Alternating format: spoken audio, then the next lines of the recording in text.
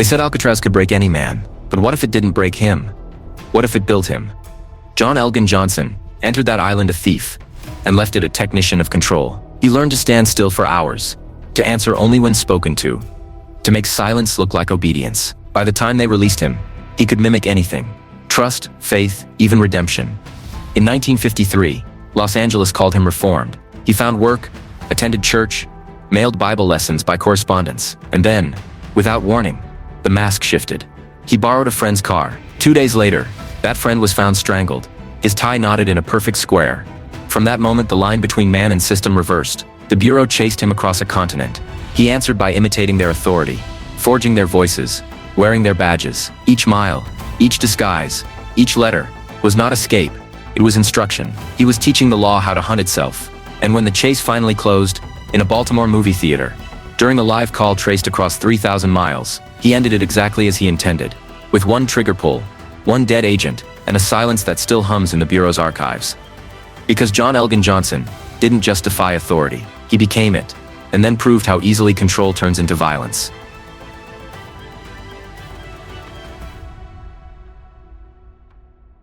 Rain drifted over Baltimore in thin streaks, carried sideways by a restless wind that swept through the narrow streets of downtown. Neon reflections shimmered in puddles as cars idled along the curbs outside the town theater, where a crowd gathered for the evening showing of I, the Jury. Above the marquee, the city's grime muted the glow, turning the light into a faint haze against the mist. Inside, ushers moved through the dim lobby, their footsteps soft against the carpet. It was nearly 6 o'clock when 4 men entered quietly, none of them speaking. They wore dark suits and hats drawn low, and their movements were measured with the discipline of men accustomed to risk.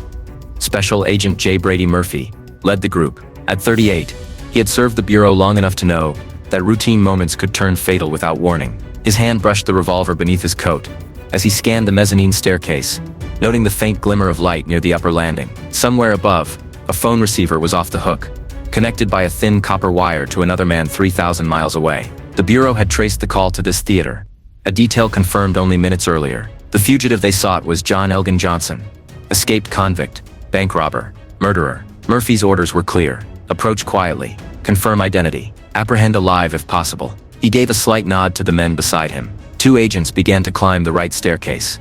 Murphy and his partner moved up the left. The air thickened with the stale smell of popcorn and dust. Each step absorbed sound, but not tension. Near the top landing, a reflection glinted off the phone booth's glass pane. Inside, the figure of a man stood hunched over the receiver, motionless, except for the slight tilt of his head. John Elgin Johnson had been on the run for months. The Bureau's network stretched from California to Florida, crossing through the Midwest and finally here to Maryland. Every letter, alias, and sighting had converged on this single place. As Murphy reached the mezzanine, his eyes fixed on the booth, the figure inside turned sharply, recognizing movement in the mirrored glass. A hand moved toward a pocket. Then the silence fractured. 2 flashes erupted inside the booth, and the first bullet struck Murphy square in the abdomen. Another tore into his partner's hip. The agents returned fire instantly. The roar of their revolvers filled the narrow mezzanine, echoing through the empty balcony. Glass splintered, wood splintered, smoke filled the air. 15 rounds were fired in the span of seconds. When the shooting stopped, the figure inside the booth collapsed forward, the top of his head crashing through the cracked glass. The receiver dangled from the cord, still connected to Los Angeles, where a phone line had gone dead mid-sentence.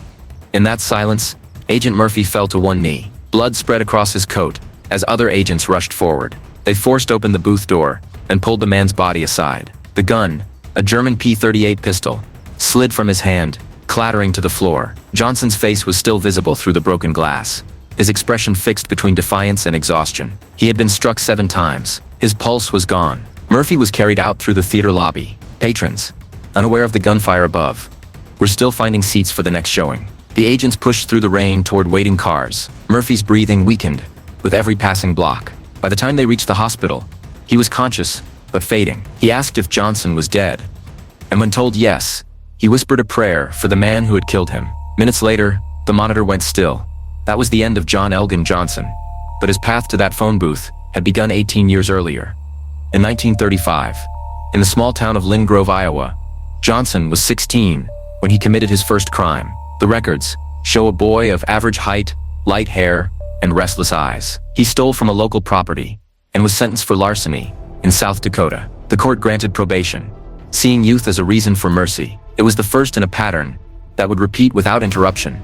Arrest, release, reoffense. By February 1936, he was caught again in New Mexico for breaking and entering, sentenced to 18 months. He served less than a year.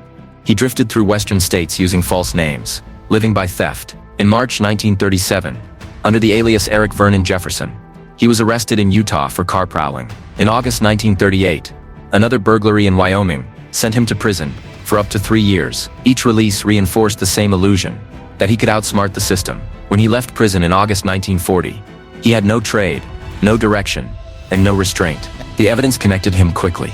Witnesses identified him at 2 of the banks. Johnson confessed to all 4 robberies, though later 2 were ruled out. He was sentenced to 2 concurrent 15-year terms for bank robbery in December 1940 and sent to McNeil Island Penitentiary in Washington. In prison, he became restless and violent. He clashed with guards, refused orders, and associated with escape planners. After a disciplinary transfer to Leavenworth, he assaulted guards during an attempted breakout. The court convicted him of assault with intent to kill a federal officer in 1944 and added 4 more years. His behavior led to his transfer to Alcatraz on June 10 of that year, the final destination for those who resisted every form of reform.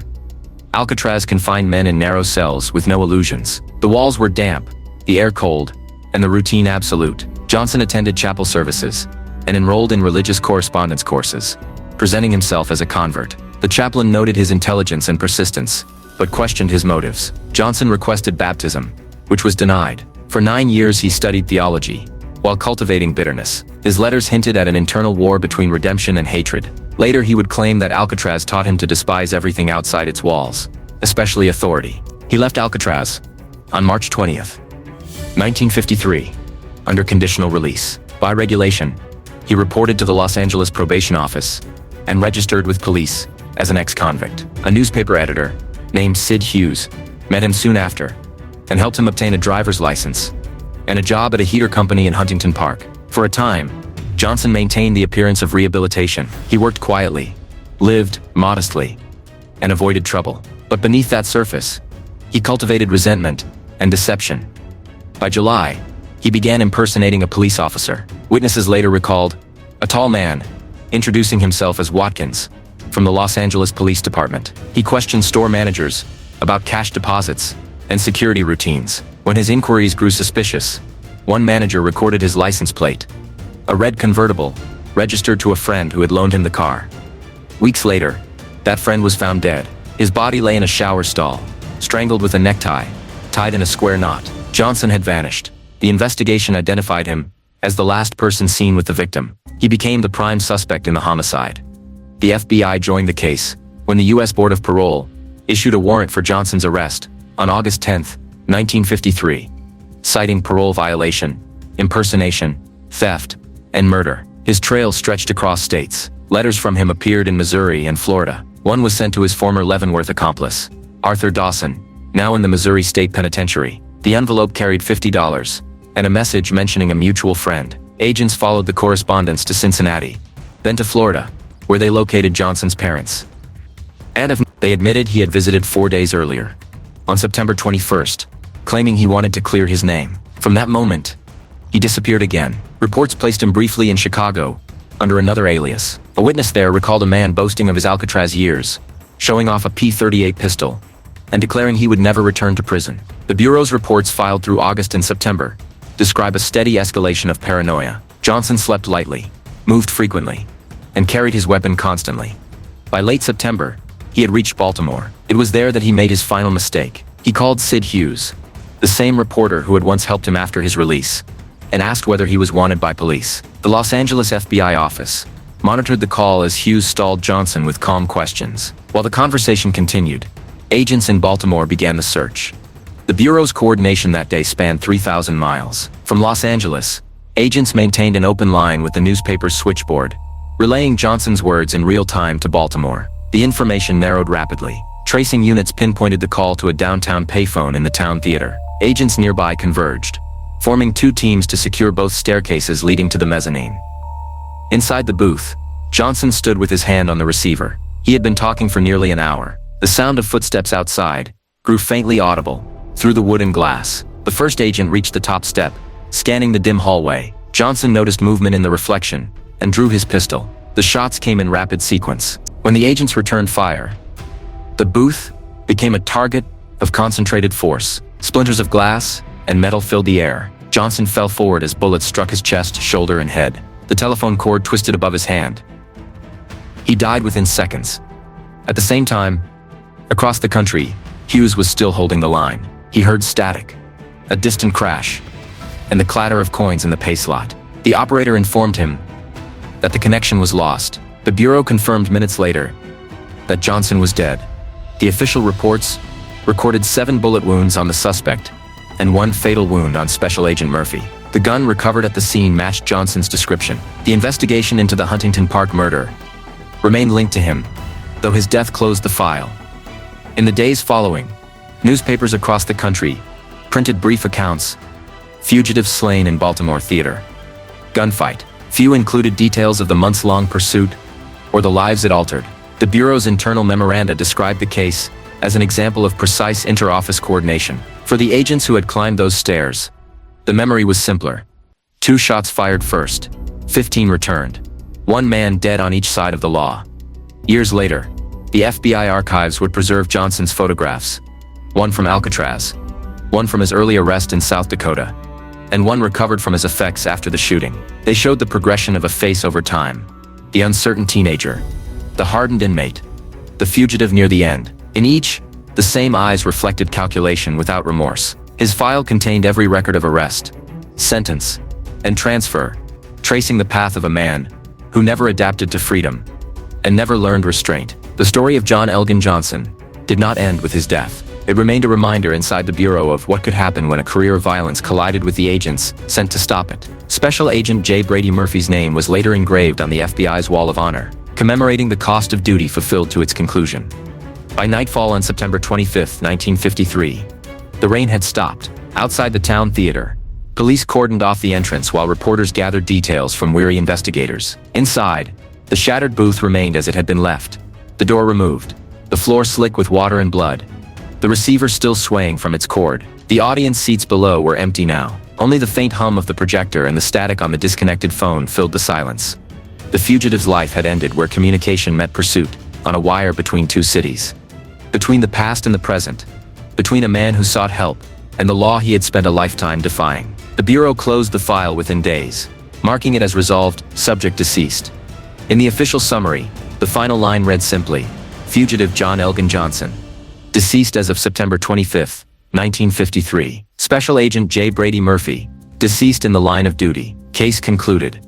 The theater reopened a week later. The phone booth was replaced. The story faded from headlines, absorbed into the long chronology of Bureau history. But for those who traced his life from Iowa through Alcatraz to Baltimore, the memory of that final call remained clear. The sound of a connection breaking. A man reaching the end of every escape he had ever planned. The records begin with a single line typed in uneven ink. John Elgin Johnson, born August 21, 1919, Lynn Grove, Iowa. Beyond that, the details of his early life scatter into fragments: school records, county notes, census lines. He grew up in a large family, one of several children, in the rural quiet of the northwestern plains. The town itself was small, surrounded by fields and unpaved roads, the kind of place where departures often went unnoticed. There are no surviving reports of violence or neglect, no clear reason for the choices that followed. What remains certain is that by his mid-teens, Johnson had already begun a pattern that would define the next 2 decades of his life. In 1935, the country was still marked by the Depression's slow recovery. Opportunities for work were scarce across the Midwest. Small towns along the rail lines saw a steady drift of transient men, some looking for labor, others for escape. Johnson was 16 when he left school after completing the 10th grade in Cody, Wyoming. The distance from Lynn Grove to Cody measured more than 800 miles, a quiet but decisive separation from his family and past. What drew him there is undocumented. What he found, however, was the beginning of a career that would never end until his death 18 years later. On November 23, 1935, the sheriff's office in Rapid City, South Dakota, recorded his first arrest. The charge was larceny. The case file lists the stolen items as minor, the sentence as probation. The court believed youth could still be corrected. He was released to supervision with the expectation that structure might redirect him. Instead, the leniency gave him momentum. Probation was freedom with the illusion of oversight, and Johnson used it to move again, crossing state lines before winter was over. 3 months later, In early 1936, he was arrested in Santa Fe, New Mexico. The charge, breaking and entering, marked a clear escalation. He was sentenced on February 2nd to serve between 18 months and 2 years. He was confined for 11 months before being released. Prison records from Santa Fe note conduct satisfactory, but describe a subject restless, detached, and unresponsive to authority. Those lines would later appear repeatedly in his institutional history. Upon release, he moved north, traveling by freight and short-term jobs, adopting aliases that blurred his trail. By March 1937, he appeared in Salt Lake City, Utah. The police there arrested a man named Eric Vernon Jefferson on suspicion of car prowling. Fingerprint comparison later confirmed it was Johnson under another name. The offense was minor, but the pattern was clear. Short intervals of release, followed by immediate violation of law. Each arrest deepened his familiarity with the process, from intake forms to courtroom procedure. He was learning systems as much as he was evading them. The report from Salt Lake listed him as cooperative, but evasive, a phrase that would later define his interactions with investigators and agents. Johnson's movements between arrests mirrored those of the itinerant workers of the era. He traveled light, staying in temporary lodgings, frequenting bars and garages where stolen goods circulated. He learned to drive, to handle vehicles without ownership, to break locks and hotwire ignitions. The Depression-era underworld of the American West provided him the tools for survival outside the law. When one town grew aware of him, he moved to the next, using freight routes and small highways that cut through mountain passes. Law enforcement communication across state lines was limited, and identification was often delayed. Johnson used the gaps to remain one step ahead. On August 16, 1938, his luck ran out again. Local authorities in Los Angeles detained him on burglary charges, tied to a case in Rawlins, Wyoming. He was extradited north and tried in state court. The sentence was 2 to 3 years. He was 19 when he entered the Wyoming State Penitentiary at Rawlins. The facility was a fortress of stone and iron, built for long confinement, its corridors echoing with the noise of cell gates and iron shoes. The penitentiary logs recorded him as prisoner number 6532, occupation laborer, height 5 feet 10, weight 160. The entry listed his demeanor as defiant. During his incarceration, Johnson was assigned to routine maintenance and mechanical tasks. The records indicate no disciplinary incidents, though the prison psychologist described him as calculating, emotionally detached, self-controlled to a fault. Prisoners with those traits often adapted outwardly, while cultivating inward resentment. He served 23 months, just under the minimum term, and was released in August 1940 for good behavior. In the months following his release from Rawlins, Johnson moved toward California. The highway records show a vehicle registered briefly in his name. A 1935 Ford sedan later reported stolen and abandoned. He drifted through Nevada, staying in Reno for several weeks, then appeared in Los Angeles by September 1940. The city was entering wartime production, crowded with defense workers and transient laborers. For someone like Johnson, it was the perfect setting. Mobility without scrutiny. The Los Angeles FBI files later reconstructed his movements during those weeks. They placed him near Hollywood Boulevard on September 17, 1940. The day 4 banks were robbed within hours of each other. While most of those robberies were unrelated, the confusion allowed Johnson to blend his act into the broader commotion. He entered the Citizens National Trust and Savings Bank at midday, posed as a customer exchanging small bills, and drew a revolver as the teller handed over larger denominations. He escaped with $610. The heist was crude but effective. It lasted less than a minute. At the time, the police linked the incident to the larger series of robberies occurring that same day. The suspect descriptions varied, and initial leads went cold. Johnson left Los Angeles within 24 hours. Weeks later, he surfaced in Sioux City, Iowa, where he robbed a department store. The arrest that followed closed the loop. Among his belongings was a folded newspaper clipping detailing the Los Angeles robberies, the ink still fresh from the September print. That connection drew the FBI's attention. By late October, correspondence between the Los Angeles and Des Moines FBI offices confirmed the link. Agents compared fingerprints, verified photographs, and interviewed bank tellers who tentatively identified Johnson as the bandit. The Bureau's files described the investigation as methodical and conclusive. Johnson, confronted with evidence, confessed to 2 of the robberies. He even claimed responsibility for others he had not committed, eager to magnify his reputation. Later review excluded him from those cases, but his admission secured conviction. Federal justice moved swiftly. Johnson was transported back to Los Angeles, indicted on November 27, 1940, and sentenced on December 23 to 2 concurrent 15-year terms. At 21, he began his 3rd major imprisonment, this time within the federal system. He was sent to McNeil Island Penitentiary in Washington State, a remote facility on an island accessible only by boat. The prison housed federal offenders requiring high security, but not yet deemed incorrigible. For Johnson, it was a test he would fail within years. But before that sentence began, before the violence that defined his later life, the foundation had already been laid during these first years. Each arrest, sentence, and release had stripped away another layer of connection to ordinary life. He had no permanent address, no trade, no family ties, beyond record entries. His existence had become a sequence of identification numbers and criminal charges. The pattern would continue without interruption through the next 15 years. Within law enforcement circles of that era, men like Johnson were known as repeaters, offenders unable or unwilling to adapt to freedom. The term carried no psychological analysis, only an observation of recurrence. Johnson embodied it fully. He understood confinement, understood procedure, and had learned to navigate bureaucracy as though it were terrain. Every conviction made him more fluent in the logic of the underworld and more alienated from the structure of lawful life. By the close of 1938, when he was serving in Rawlins, the world outside had already begun to change. Europe was at war. The United States would follow within 3 years. Inside the prison walls, news arrived late and faint. Johnson's daily life was measured not by headlines, but by the metallic rhythm of schedules. Morning roll call, labor shift, meal, lockup. The mechanical repetition suited him. It allowed control within confinement, a routine free from moral questions. He became efficient at existing within limitation, a skill that would later define his time at Alcatraz. Prison officers noted that he read often, but spoke little. He showed neither remorse nor aggression. The absence of reaction made him difficult to assess. Rehabilitation programs of the period focused on labor, rather than psychology. Good conduct reduced sentences. Work logs replaced insight. Johnson followed the rules long enough to earn early release. On paper, it was reform.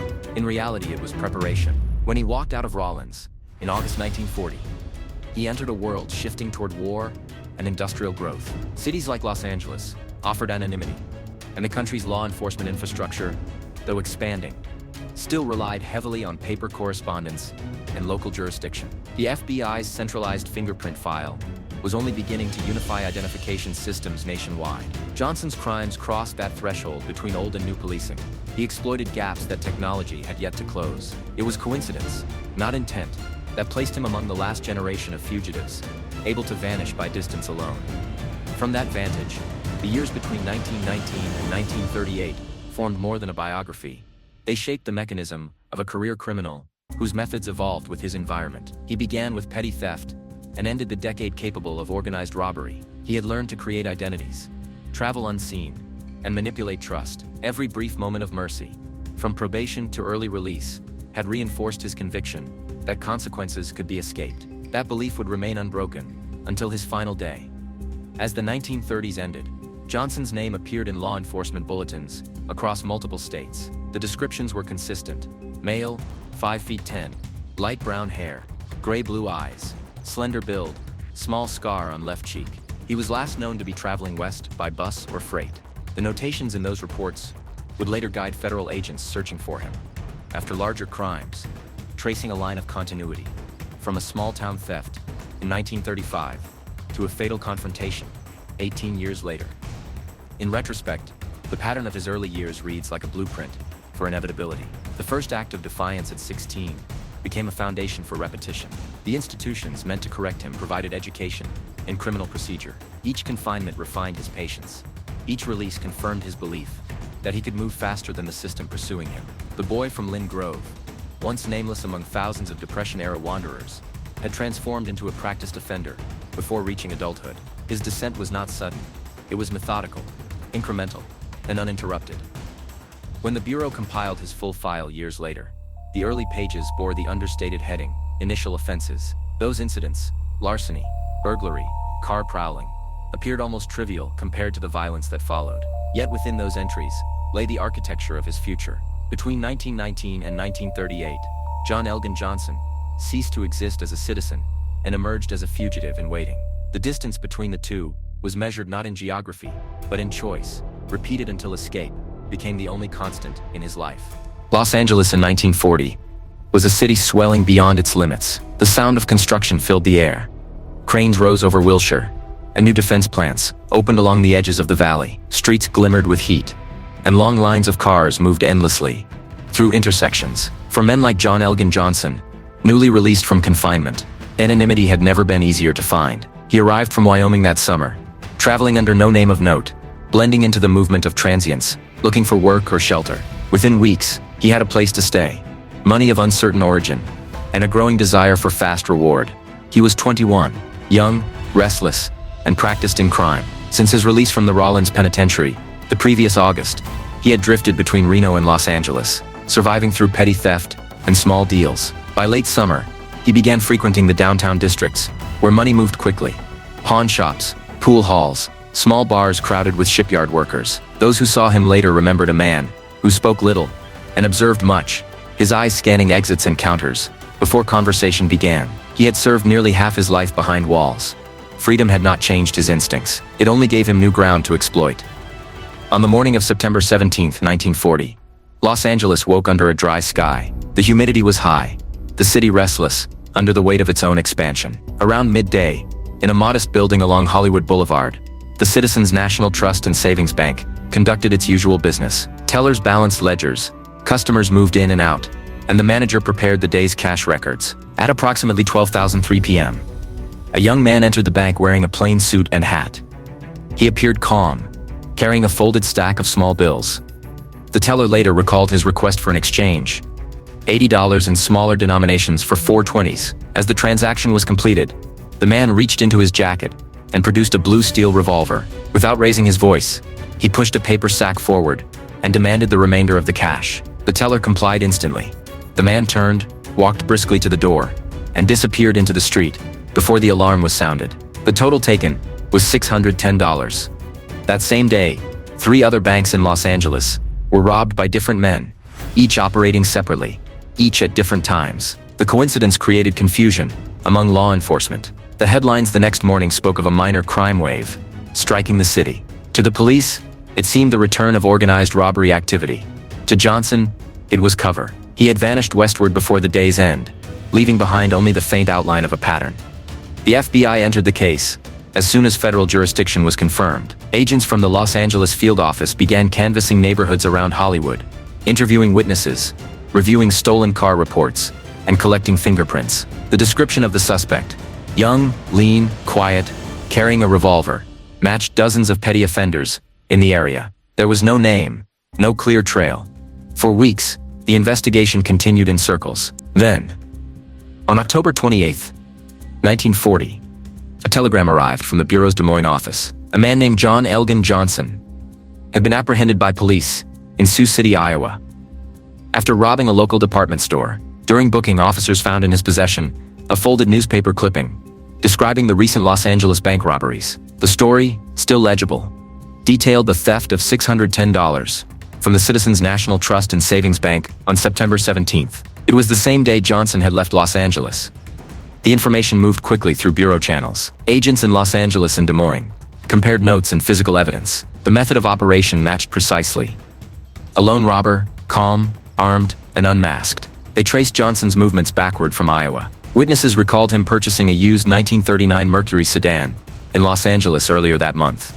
Paying in cash, he added new tires and a car radio, luxuries inconsistent with his employment record. The Bureau located the dealer who sold him the car, then confirmed through hotel records that Johnson had stayed briefly near downtown Hollywood during the week of the robberies. Once his picture was circulated, 2 bank employees tentatively identified him as the man who robbed them. It was enough. The FBI filed federal bank robbery charges and prepared for extradition. Johnson was transported from Sioux City under guard and returned to Los Angeles to face trial in federal court. Inside the holding cell of the U.S. Marshal's office, he offered no resistance. The Bureau's interview reports describe him as composed, sometimes indifferent, occasionally amused, presented with the evidence. He admitted to robbing the Citizens National Trust and another Los Angeles bank the same day. He also claimed responsibility for 2 additional robberies, later determined to be unrelated. The desire for credit outweighed truth, a characteristic the Bureau would note in later assessments of his psychology. The federal indictment came swiftly. On November 27, 1940, a grand jury charged him on 2 counts of bank robbery in violation of federal statute. On December 23, he entered a guilty plea before the United States District Court in Los Angeles. The sentence was 2 concurrent 15-year terms to be served at a federal penitentiary. At 21, Johnson had secured his place within the federal penal system. The train carrying him north left Los Angeles in early January 1941. The route crossed the arid landscapes of California and Oregon before reaching the cold, wet air of Washington state. The destination was McNeil Island Penitentiary, a maximum security federal institution located on a small island in Puget Sound. Accessible only by boat, McNeil housed offenders whose crimes fell between ordinary and extreme, too dangerous for local prisons, not yet deemed beyond control. Upon arrival, Johnson underwent standard intake processing: fingerprints, photographs, physical examination, and orientation. His record number was entered into the federal database. The warden's intake notes describe him as alert, guarded, and intelligent, capable of extended deception.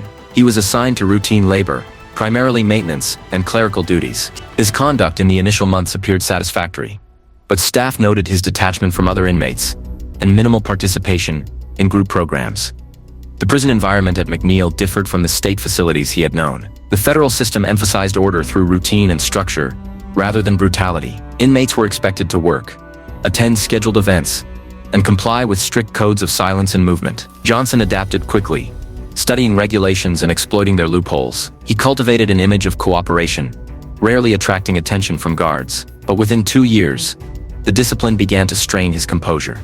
Reports from 1942 and 1943 document increasing tension among prisoners, many serving wartime sentences for draft evasion and black market crimes. Johnson kept his distance, but displayed growing defiance toward authority. When questioned about his long-term plans, he offered none. To officials, it appeared he had accepted incarceration as a permanent condition. To Johnson, it was another structure to understand and outlast. By late 1943, disciplinary transfers from McNeil became frequent. As inmates clashed with guards, Johnson's name appeared on a list of men reassigned for attitude and security concerns. He was moved to the federal penitentiary at Leavenworth, Kansas, a facility reserved for the system's most difficult prisoners. Leavenworth was larger, older, and harder. Its stone walls enclosed more than 2,000 inmates, many serving lengthy or violent sentences. The transfer changed Johnson's environment from calculated order to volatile pressure. He arrived amid tension, and within months, his behavior shifted from passive to violent. In early 1944, Johnson and 2 other inmates attempted an escape. They overpowered guards during work detail, seizing improvised weapons and making for the main gate. The attempt failed within minutes. The guards regained control, subduing the prisoners after a brief struggle. Several officers were injured, one critically. Johnson's role was central. He had planned the timing and route. The assault led to federal charges of assault, with intent to kill a federal officer. The Kansas court convicted him on April 18, 1944, sentencing him to an additional 4 years and recommending transfer to Alcatraz. The decision sealed his next destination. Alcatraz was reserved for the unmanageable, the men who resisted every rule, the repeat offenders within an already hardened system. Johnson, at 24, had achieved that classification. But before that transfer, his file grew thicker, with observations that would later help explain his final years. Psychologists described his emotional responses as mechanical. Wardens noted that his discipline stemmed not from reform but from calculation.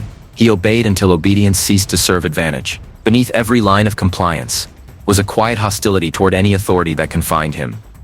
His transition from small-time criminal to high-risk federal prisoner occurred within 4 years, a progression both predictable and irreversible. What began as a $600 robbery had evolved into a lifetime of incarceration. The federal system that now held him would define the rest of his life, shaping both his methods and his hatred.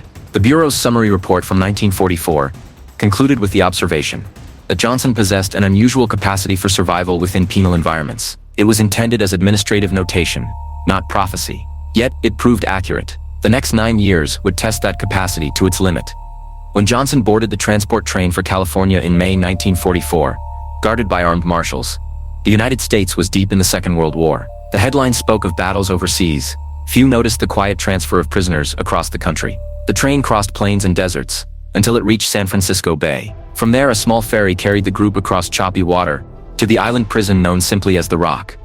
As the boat approached, the outline of Alcatraz rose against the fog, a mass of concrete and iron built on isolation. Johnson stepped ashore on June 10, 1944, joining the ranks of America's most hardened convicts. Among them were bank robbers, gang enforcers, and escape artists. The years that followed would strip away the last traces of deception and ambition, leaving only resentment.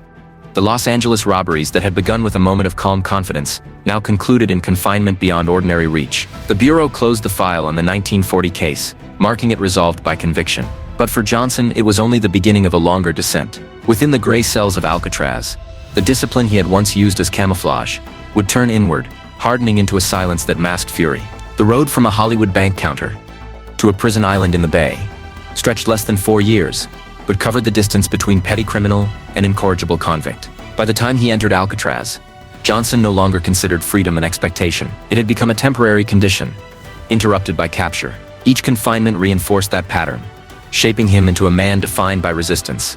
From the moment he stepped into the registry office at McNeil Island to the day he crossed the threshold of Alcatraz, the transformation was complete. The man who once studied escape routes in the Midwest had now become part of the federal institution's permanent record, a figure whose future would be measured in case numbers and disciplinary reports, rather than years.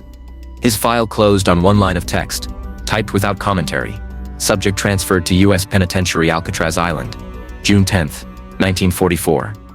It was the end of the first half of his life. The second half would begin behind walls surrounded by water, where the capacity for hatred would replace every other form of ambition. The sound inside the federal penitentiary at Leavenworth carried differently from any other prison in America. It was an echo of metal against stone, footsteps along tiered galleries, constant opening and closing of steel gates. For every inmate, the rhythm became a clock.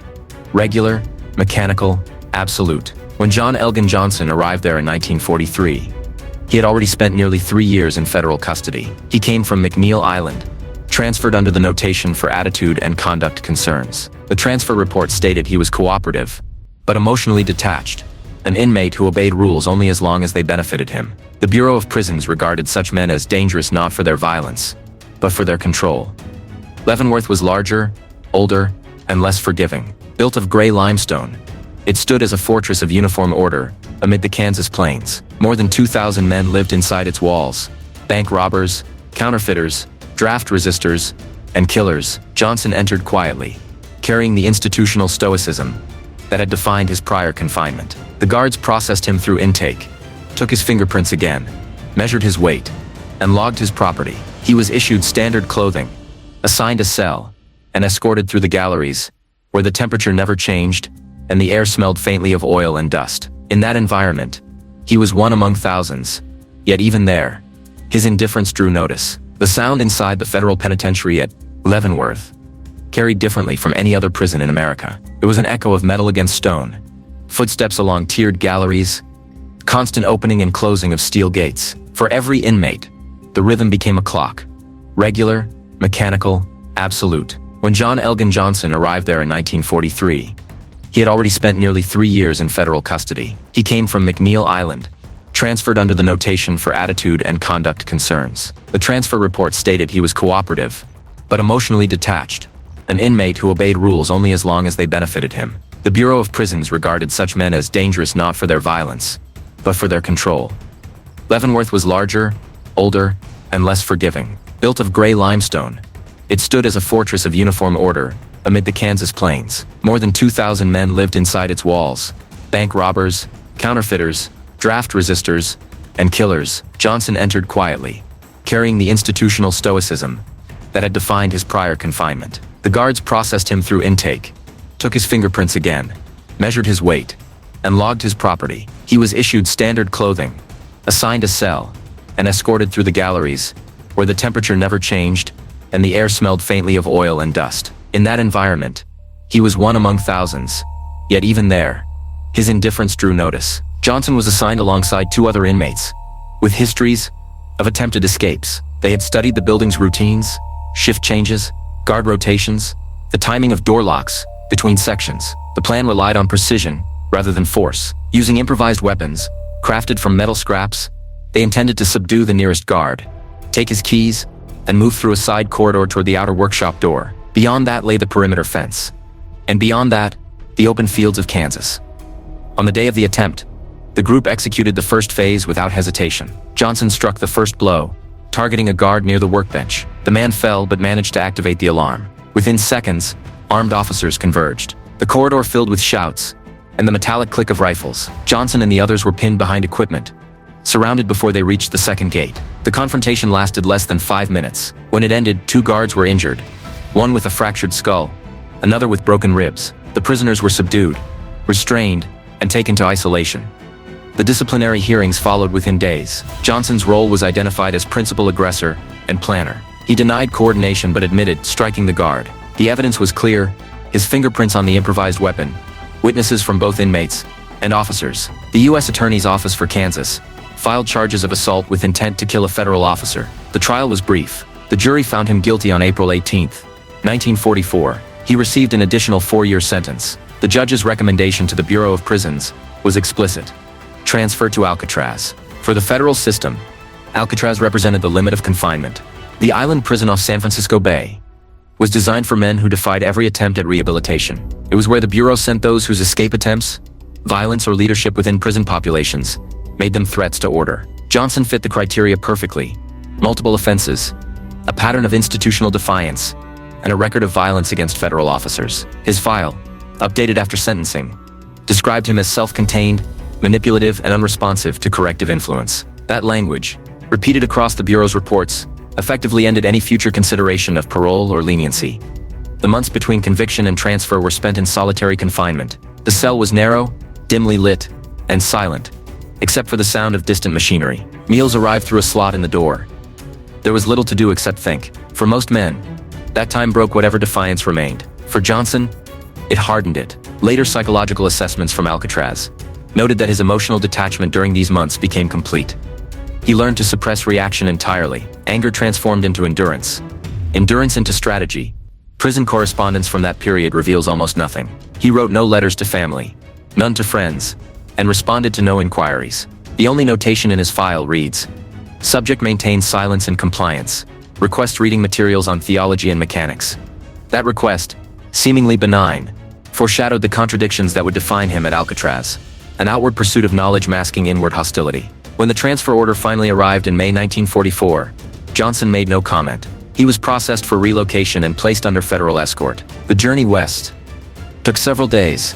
Johnson traveled under armed guard aboard a secure transport train, one of several carrying prisoners across the country to western facilities. Stops were minimal. At each station, guards checked restraints and logs, then moved on. Outside the barred windows, the landscape shifted from plains to mountains to the arid stretches of the Southwest. He remained silent throughout, observing the scenery without expression. When the train reached California, the air changed, warmer, damp with coastal fog. The convoy continued north to San Francisco, where a small ferry awaited to carry prisoners across the bay to the island. Before that crossing, Johnson spent one night at the federal facility in San Francisco, awaiting transfer orders. Guards noted his composure. There were no outbursts, no questions, no visible anxiety. At dawn on June 10, 1944, he and several others were handcuffed, loaded onto the ferry, and escorted across the water. Alcatraz appeared gradually through the mist, concrete rising from rock, encircled by currents that made escape impossible. The men disembarked under the eyes of armed guards,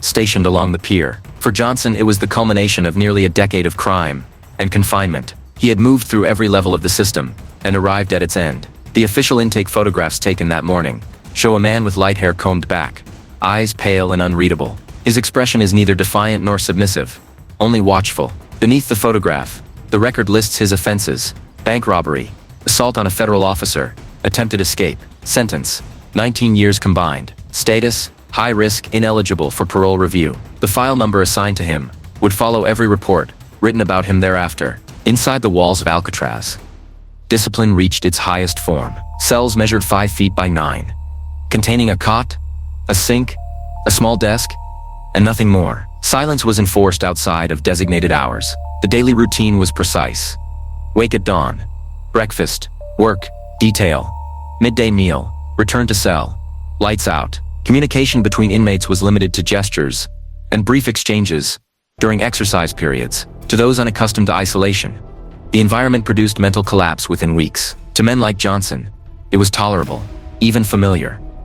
The Bureau's later records emphasize that his transition to Alcatraz was uneventful. He followed orders, maintained his work assignments, and avoided disciplinary reports. But within the structured calm of the prison, his hostility deepened. The chaplain, who observed him regularly, described him years later as outwardly devout, inwardly turbulent. Johnson attended services, studied religious texts, and engaged in correspondence courses through a Midwestern university, requesting instruction in theology. The chaplain granted access, but withheld baptism, uncertain of the sincerity behind the request. In retrospect, those months marked the beginning of a transformation in how Johnson presented himself to authority, no longer as defiant, but as redeemed.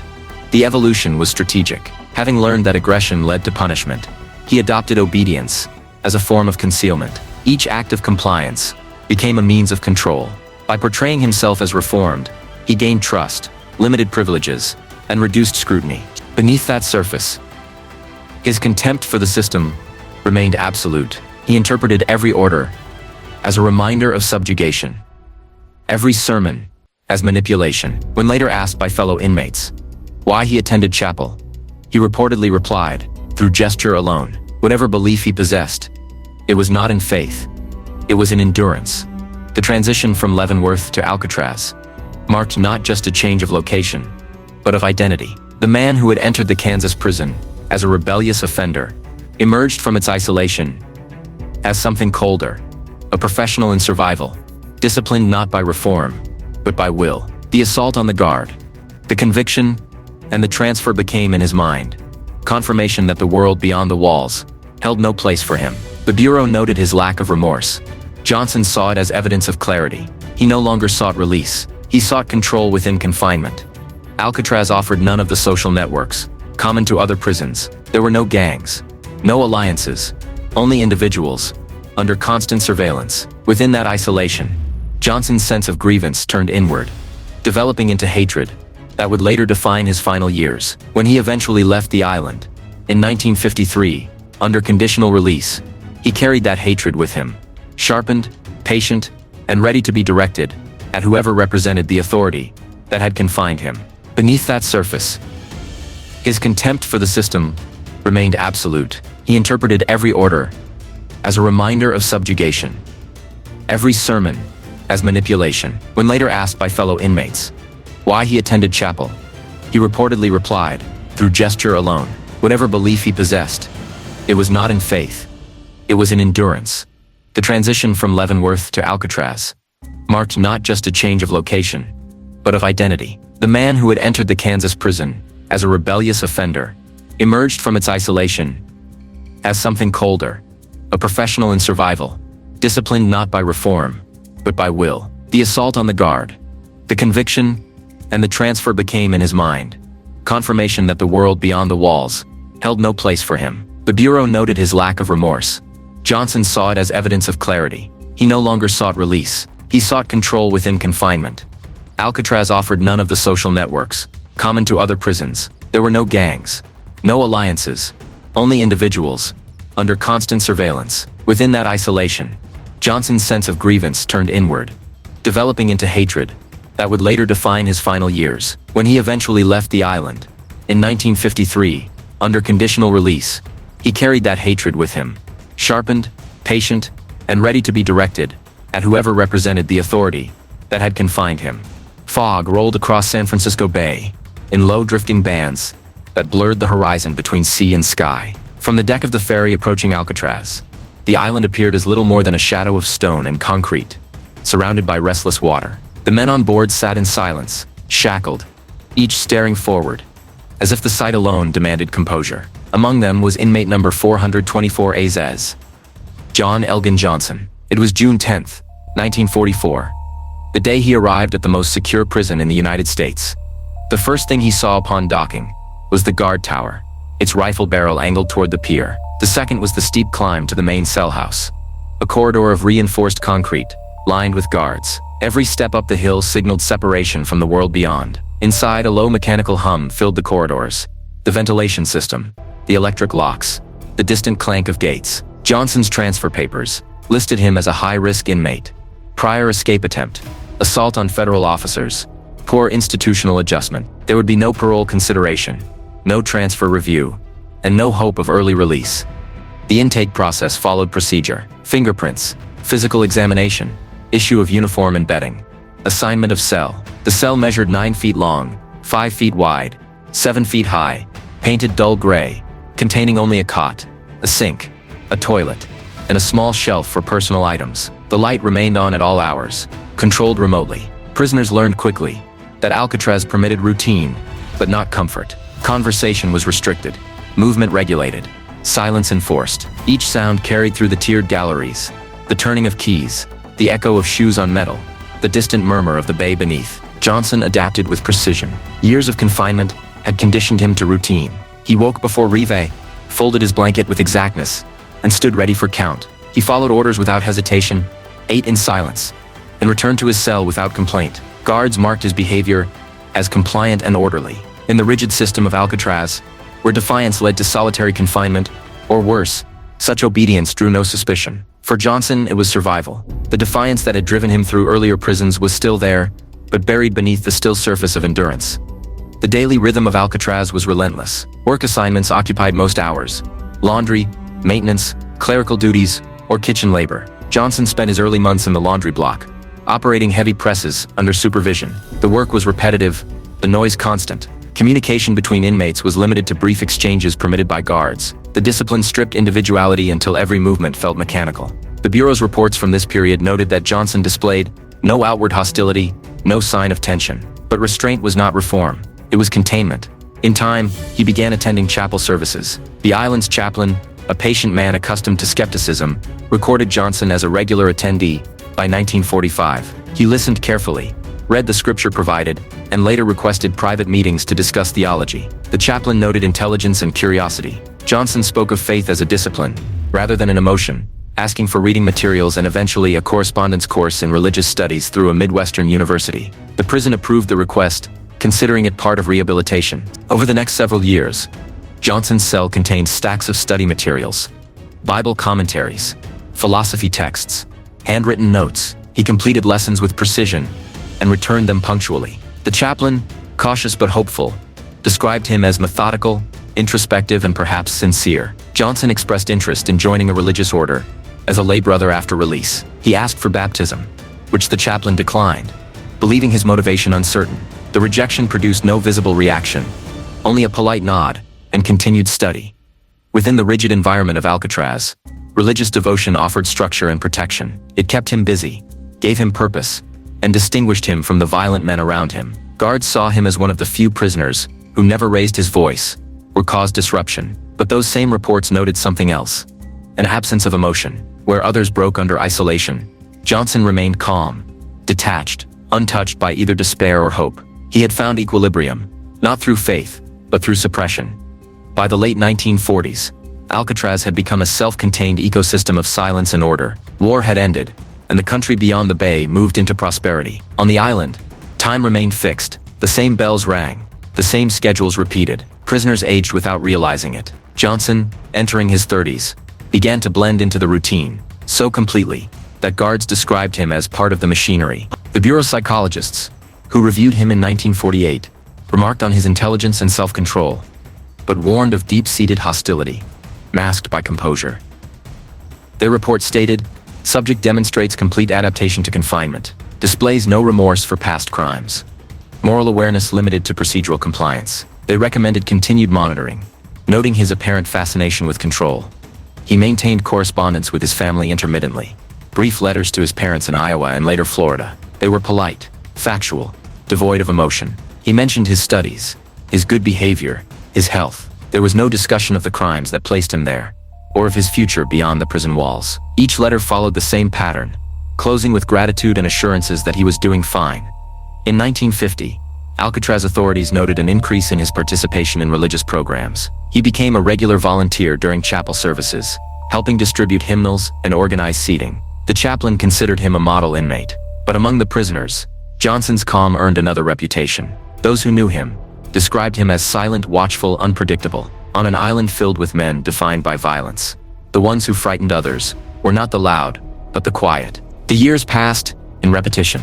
Morning roll call, work assignment, meal, confinement, study, sleep. Each day identical, each indistinguishable from the next. The monotony dulled the senses of most men. For Johnson, it sharpened them. He used routine as discipline, turning endurance into power. The small privileges, extra reading hours, chapel access, correspondence, became marks of control over his environment. What the Bureau saw as rehabilitation was, in his mind, mastery over restriction. By 1952, after 8 years on the island, Johnson's record showed no disciplinary violations. The Bureau of Prisons considered him stable and low risk within the institution. Federal parole officers began reviewing long-term cases eligible for conditional release due to conduct and sentence completion. Johnson qualified under administrative reduction for good behavior. His name appeared on a list of potential releases in early 1953. The chaplain wrote a letter of support, describing him as a man who has undergone significant moral reflection. The warden approved the recommendation. On March 20th, 1953, after 9 years on Alcatraz, John Elgin Johnson received his conditional release. The process was efficient. Paperwork signed, personal effects returned, ferry scheduled. He shook hands with guards, received a small cash allowance, and boarded the boat back across the bay. It was a gray morning, the fog low on the water. Behind him, the island receded into mist. For the first time since 1944, he was free. The Bureau required him to report to the Federal Probation Office in Los Angeles and to register with local law enforcement under California's ex-convict statute. His file noted vocational training in plumbing and machine work acquired during confinement, making him suitable for industrial employment. On paper, his release marked a successful rehabilitation. In reality, the years on Alcatraz had left him unchanged, except in method. The aggression that once erupted openly now existed beneath perfect control. In interviews conducted after his death, the prison chaplain recalled his departure. He described Johnson as calm, courteous, even grateful, but he also noted something in his eyes: an absence of relief. 9 years of silence had eroded his ability to connect with freedom. The routines that had sustained him were gone. The world outside offered no equivalent structure. Within weeks of release, he settled in Los Angeles. He complied with registration requirements and contacted the probation office as directed. For the first few months, he appeared to follow the expected path of rehabilitation. He found lodging, secured employment at a heating equipment company in Huntington Park, and renewed contact with his former chaplain, who now lived in the city. His employer described him as punctual and polite. His probation officer filed reports of satisfactory adjustment, but those reports could not record what lay beneath the surface. Johnson's years on Alcatraz had not erased resentment. They had refined it. The structure that once confined him had also protected him from chaos. Now faced with freedom, he confronted a world he neither trusted nor understood. The social rhythm of ordinary life, conversation, companionship, decision, was foreign. The years of forced silence had turned him into an observer rather than participant. In later interviews, his co-workers recalled a man who spoke little, avoided eye contact, and seemed always alert for confrontation that never came. His landlady described him as polite but distant. To the outside world, he was a quiet ex-prisoner, trying to rebuild. To himself, he was still an inmate, free only by permission. The FBI's own retrospective notes on his life summarized this period succinctly. Subject appeared rehabilitated by institutional standards, but exhibited behavioral rigidity, consistent with long confinement. No emotional expression observed. In effect, Alcatraz had produced what it was designed to create: a man incapable of rebellion only because he had internalized it. Johnson's transformation during those 9 years shaped everything that followed. The boy from Iowa, who once stole out of impulse, had become a man defined by precision. He had learned to move without reaction, to calculate every gesture, to hide intent, until the moment of execution. When he left Alcatraz, he carried no anger on the surface. It rested deeper, waiting for a target. Those who met him in the months after release saw only the calm exterior. The Bureau saw a record of compliance. His employer saw reliability. His probation officer saw progress. None saw the fracture between restraint and resentment widening beneath. The island had not cured him of violence. It had merely taught him patience. When he stepped onto the ferry that morning in March 1953, the guards at Alcatraz assumed they would never see him again. They were right. He would not return by transfer or parole violation. He would return to their reports only as a name in a fatal exchange. 9 months later, in a Baltimore theater, during a call that ended with a dead agent and a dead fugitive. The story that began in the silence of Alcatraz ended in the noise of gunfire. Between the two lay 9 years of quiet transformation, the slow conversion of rebellion into composure, of fury into calculation, of a prisoner into a man capable of killing without hesitation. The Bureau's final summary of his confinement closed with a single line that revealed nothing of the storm within. Released March 20th, 1953, under conditional supervision. Conduct exemplary throughout confinement. It was the last official description of a man who had learned to make control indistinguishable from faith. When John Elgin Johnson stepped off the ferry from Alcatraz in March 1953, the city that awaited him had changed. Los Angeles was no longer the scattered expanse he had known before his confinement. Highways stretched through the basin. Suburbs multiplied across the valley. And the population had doubled in less than a decade. Factories that once produced wartime materials now built automobiles and appliances. Streets were crowded with neon signs, diners, and new post-war optimism. For Johnson, the noise and movement of freedom were overwhelming. He carried his release papers in a small folder and a modest allowance of government-issued money. The Bureau considered him rehabilitated. The city simply didn't notice him. He registered as required at the Los Angeles Police Department on March 21, 1953, listing his occupation as machinist and his address as a boarding house in Huntington Park. 2 days later, he appeared at the Federal Probation Office downtown. The officer's report from that day describes him as polite, precise in speech, somewhat reserved. His file noted vocational training in plumbing and machine work, skills learned behind walls, and a promise of cooperation. On paper, he was a model release. In reality, he was a man re-entering a world that no longer had a place for him.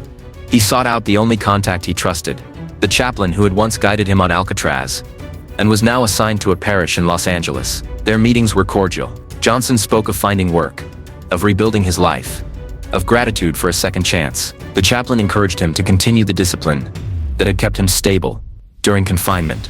Steady work, religious study, self-control. Johnson nodded, took the advice, and left with quiet composure. His letters to the probation office remained consistent, short, factual, unemotional. Within weeks, he secured a position at a heater manufacturing company in Huntington Park, arranged through a contact in local industry. He reported on time, completed his shifts, and avoided social interaction. His employer described him as reliable but distant, a man who followed instructions without question. The stability satisfied his probation requirements. For a time, his life appeared uneventful. Work, meals, church attendance, and solitary evenings at his rented room. The Bureau of Prisons recorded his adjustment as satisfactory.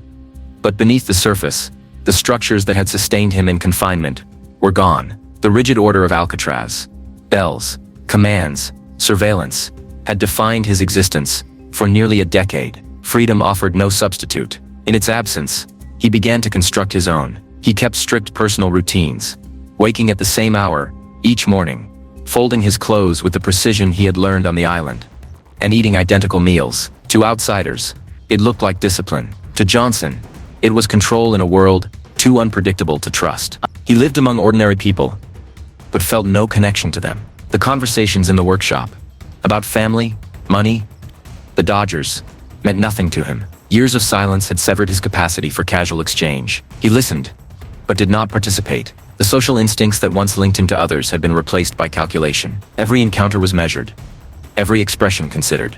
The world that valued spontaneity was foreign to a man who had spent 9 years ensuring that no gesture betrayed thought. During this time, he made contact with a Los Angeles newspaperman, Sidney Hughes, an assistant city editor at the Los Angeles Mirror. Hughes had met him shortly after his release, through mutual acquaintances interested in stories of rehabilitation. Johnson visited Hughes's office, presenting himself as a man seeking a chance to start over. The editor, known for supporting ex-convict reintegration, listened to his account of Alcatraz, its silence, its discipline, its cruelty. Johnson spoke quietly, articulately, without embellishment. He asked for help obtaining a driver's license, explaining that his prison record complicated the process. Hughes arranged it through a state contact, impressed by the ex-prisoner's demeanor. Over the following weeks, he occasionally lent Johnson a company car to practice driving. The journalist later described him as courteous, intelligent, and grateful. He saw in Johnson the possibility of genuine reform, a man emerging from darkness, with a story worth telling. The impression was sincere but mistaken. The discipline Hughes admired was not redemption, it was concealment. By late April, Johnson's life appeared steady. He maintained employment, paid rent, and kept appointments with his probation officer. He attended religious services regularly. He was, in every outward measure, a model of reintegration. But the Bureau's later reconstruction of events shows that by May, subtle fractures had already begun to appear. He spent hours alone, driving the borrowed car through Los Angeles, circling neighborhoods without purpose. His co-workers noticed increasing detachment. He no longer engaged, even in minimal conversation. The structured calm began to feel hollow. For a man who had spent nearly 2 decades alternating between confinement and control, freedom without supervision became intolerable. He needed authority to defy, structure to resist. In its absence, he created both. He began visiting police stations under pretense, asking procedural questions, studying the uniforms, observing behavior. The line between fascination and imitation blurred. To impersonate the authority that had confined him became in his mind a way to reclaim power. By July, that impulse took form. On the evening of July 19, 1953, a man identifying himself as Watkins Los Angeles Police Department, chain store robbery detail, visited a supermarket in Los Angeles County. He questioned the manager about cash deposits, security procedures, and transfer schedules, claiming to be investigating potential robberies. His calm demeanor and authoritative tone disarmed suspicion at first, but as his questions became more specific, asking where the money was kept, how often it was taken to the bank, the manager grew uneasy. When the visitor left in a red convertible, the manager noted the license number.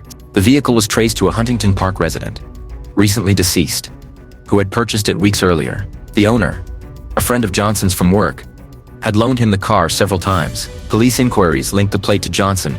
Almost immediately, they displayed his photograph to the supermarket manager, who confirmed the identification. The Bureau's report summarized the event. Subject impersonated law enforcement officer for purpose of obtaining financial information.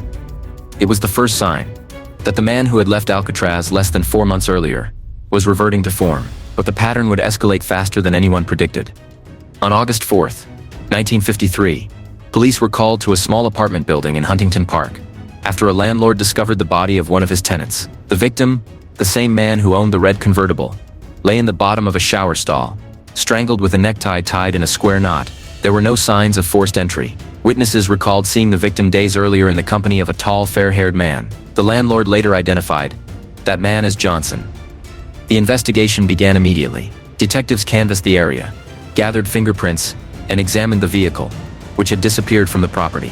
They found letters, notes, and receipts connecting Johnson to the deceased. The police bulletin described him as wanted for questioning in connection with the homicide, but by the time officers arrived at his boarding house, he was gone. The probation office received no further contact. His employer reported that he had failed to appear for work without notice. Neighbors recalled that his room had been vacated the previous weekend. The car was later found abandoned near downtown Los Angeles, stripped of identifying papers. Within days, the Bureau of Prisons issued a violation notice, and on August 10th, the United States Board of Parole filed a conditional release violators warrant. The charges included loss of contact, association with known criminals, impersonation of a police officer, auto theft, and suspicion of murder. The man who had left Alcatraz as a model of reform had vanished into the anonymity of flight. The Bureau's files describe his disappearance as methodical and premeditated. Investigators believed he had planned his departure for weeks, accumulating cash and materials under the guise of normalcy. His correspondence course materials were left neatly stacked on the desk in his room. His Bible lay open to a marked page. The transformation from disciplined parolee to fugitive was neither sudden nor spontaneous. It was the inevitable progression of a man whose control existed only within confinement. In freedom, the boundaries blurred, and with them, the sense of restraint. To impersonate the law, to deceive authority, to assert power over others, these became substitutes for the control he had once exercised by submission. The same self-discipline that made him a model inmate now made him a dangerous fugitive. In the months that followed, investigators traced a series of letters connecting him to former associates. They found one addressed to a convict named Arthur Dawson at the Missouri State Penitentiary. The letter, postmarked July 30, 1953, bore the return address of Arthur Dawson, Box 920, Reg, ESE 66032, Hall B, Jefferson City, Missouri. But handwriting analysis confirmed Johnson had written it himself. The correspondence included references to plans and old times, and enclosed $50. It was, the FBI later determined, an attempt to re-establish connections within the criminal network he had left years earlier. By August's end, Johnson had disappeared entirely from the Los Angeles area. Reports of sightings trickled in from across the Midwest, Chicago, Kansas City, St. Louis, but none were confirmed. The Bureau expanded the search, coordinating with local law enforcement and parole offices nationwide. What remained clear was that Johnson had resumed his old life with a precision shaped by years of confinement. He traveled light, used aliases, and stayed ahead of pursuit. His transformation during those months exemplified the paradox of his existence.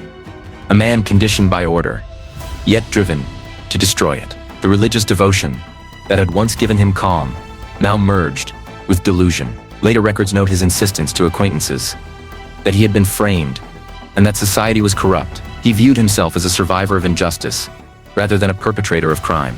That belief gave moral structure to his actions and justified whatever followed. The Bureau's retrospective evaluation decades later summarized this phase with a single observation.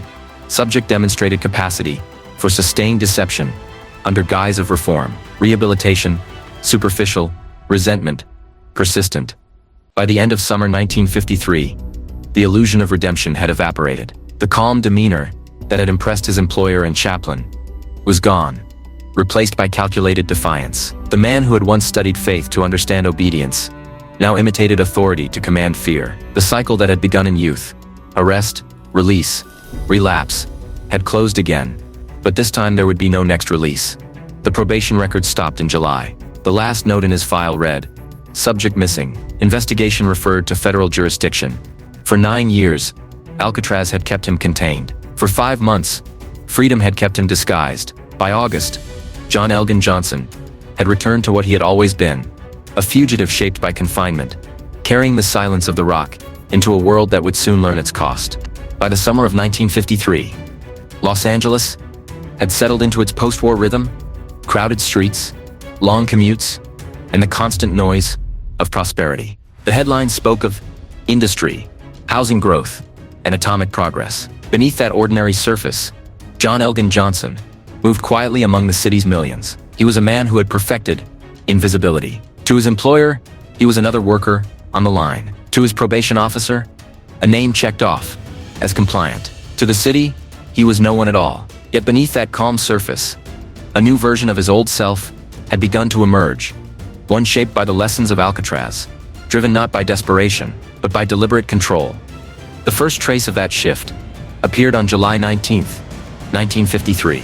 The Los Angeles County Sheriff's Office received a report from a supermarket manager in Southgate. A man claiming to be Watkins, Los Angeles Police Department, chain store, robbery detail, had visited the store the previous day. He displayed a badge, introduced himself with authority, and asked routine questions about security measures, what time the store's deposits were taken to the bank, how much cash was kept on site, which employees handled the money. The tone was professional, calm, even friendly. Only later, when the man left in a red convertible, and the manager's unease deepened, did suspicion take hold. The manager copied the license plate from memory and contacted authorities. Investigators traced the plate to a recently purchased Ford convertible, registered in the name of a Huntington Park resident, a man in his 30s, who lived alone in a modest apartment building. His neighbors described him as quiet, friendly, and helpful. He had loaned the vehicle occasionally to friends. One of them, they said, was a man named John Johnson, tall, light-haired, polite, and always reserved. The connection was immediate. Detectives compared Johnson's photograph from parole files with the supermarket manager's description. The match was exact.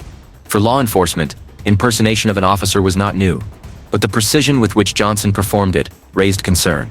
The uniformity of his tone, his knowledge of procedures, and his ability to mimic authority suggested planning. The incident was logged as a misdemeanor deception, pending further investigation. No one yet realized it was a prelude to murder. 2 weeks later, on August 4, 1953, Huntington Park police received a call from a landlord reporting a tenant unresponsive in his apartment. When officers arrived, the scene was quiet, the air heavy with heat. Inside, they found the body of the car's owner lying in the stall of his shower. A necktie encircled his throat, tied neatly in a square knot. The apartment showed no sign of forced entry. Wallet and personal items remained untouched. The precision of the knot and the absence of disorder suggested control, not panic. The coroner determined death by asphyxiation. Estimated time of death 2 to 3 days earlier. The case shifted from routine inquiry to homicide. Detectives canvassed the neighborhood. Several witnesses recalled seeing the victim in the company of a tall, fair-haired man, days before the murder. The landlord identified the same man as the one who had recently visited to borrow tools. When shown photographs, he pointed to Johnson without hesitation. Within hours, Johnson became the primary suspect. Police issued an alert for his arrest. The car was missing. The parole office confirmed he had failed to check in for several days. His employer reported unexplained absence from work. At the boarding house where he had lived since his release, investigators found his room vacant, bed made, belongings removed. Only a few personal items remained: a Bible, correspondence course materials, and a stack of completed religious assignments addressed to a Midwestern university. Each paper was dated and organized, as though he had intended to leave them behind. The homicide investigation quickly uncovered motive and opportunity. Johnson and the victim had become acquaintances after Johnson's employment at the heater company. They were seen together frequently. In July, driving the convertible through the city. To co-workers, the relationship appeared casual. Two men sharing interests in cars and mechanics. But according to later witness accounts, tension developed between them over money and the use of the vehicle. Whatever disagreement arose, it ended in the shower stall of a small Huntington Park apartment. Police distributed Johnson's photographs statewide. His physical description: 6 feet tall, light hair, gray-blue eyes, scar on cheek, circulated through bulletins and radio alerts. The warrant listed charges of parole violation and suspicion of murder. By then, he was already gone.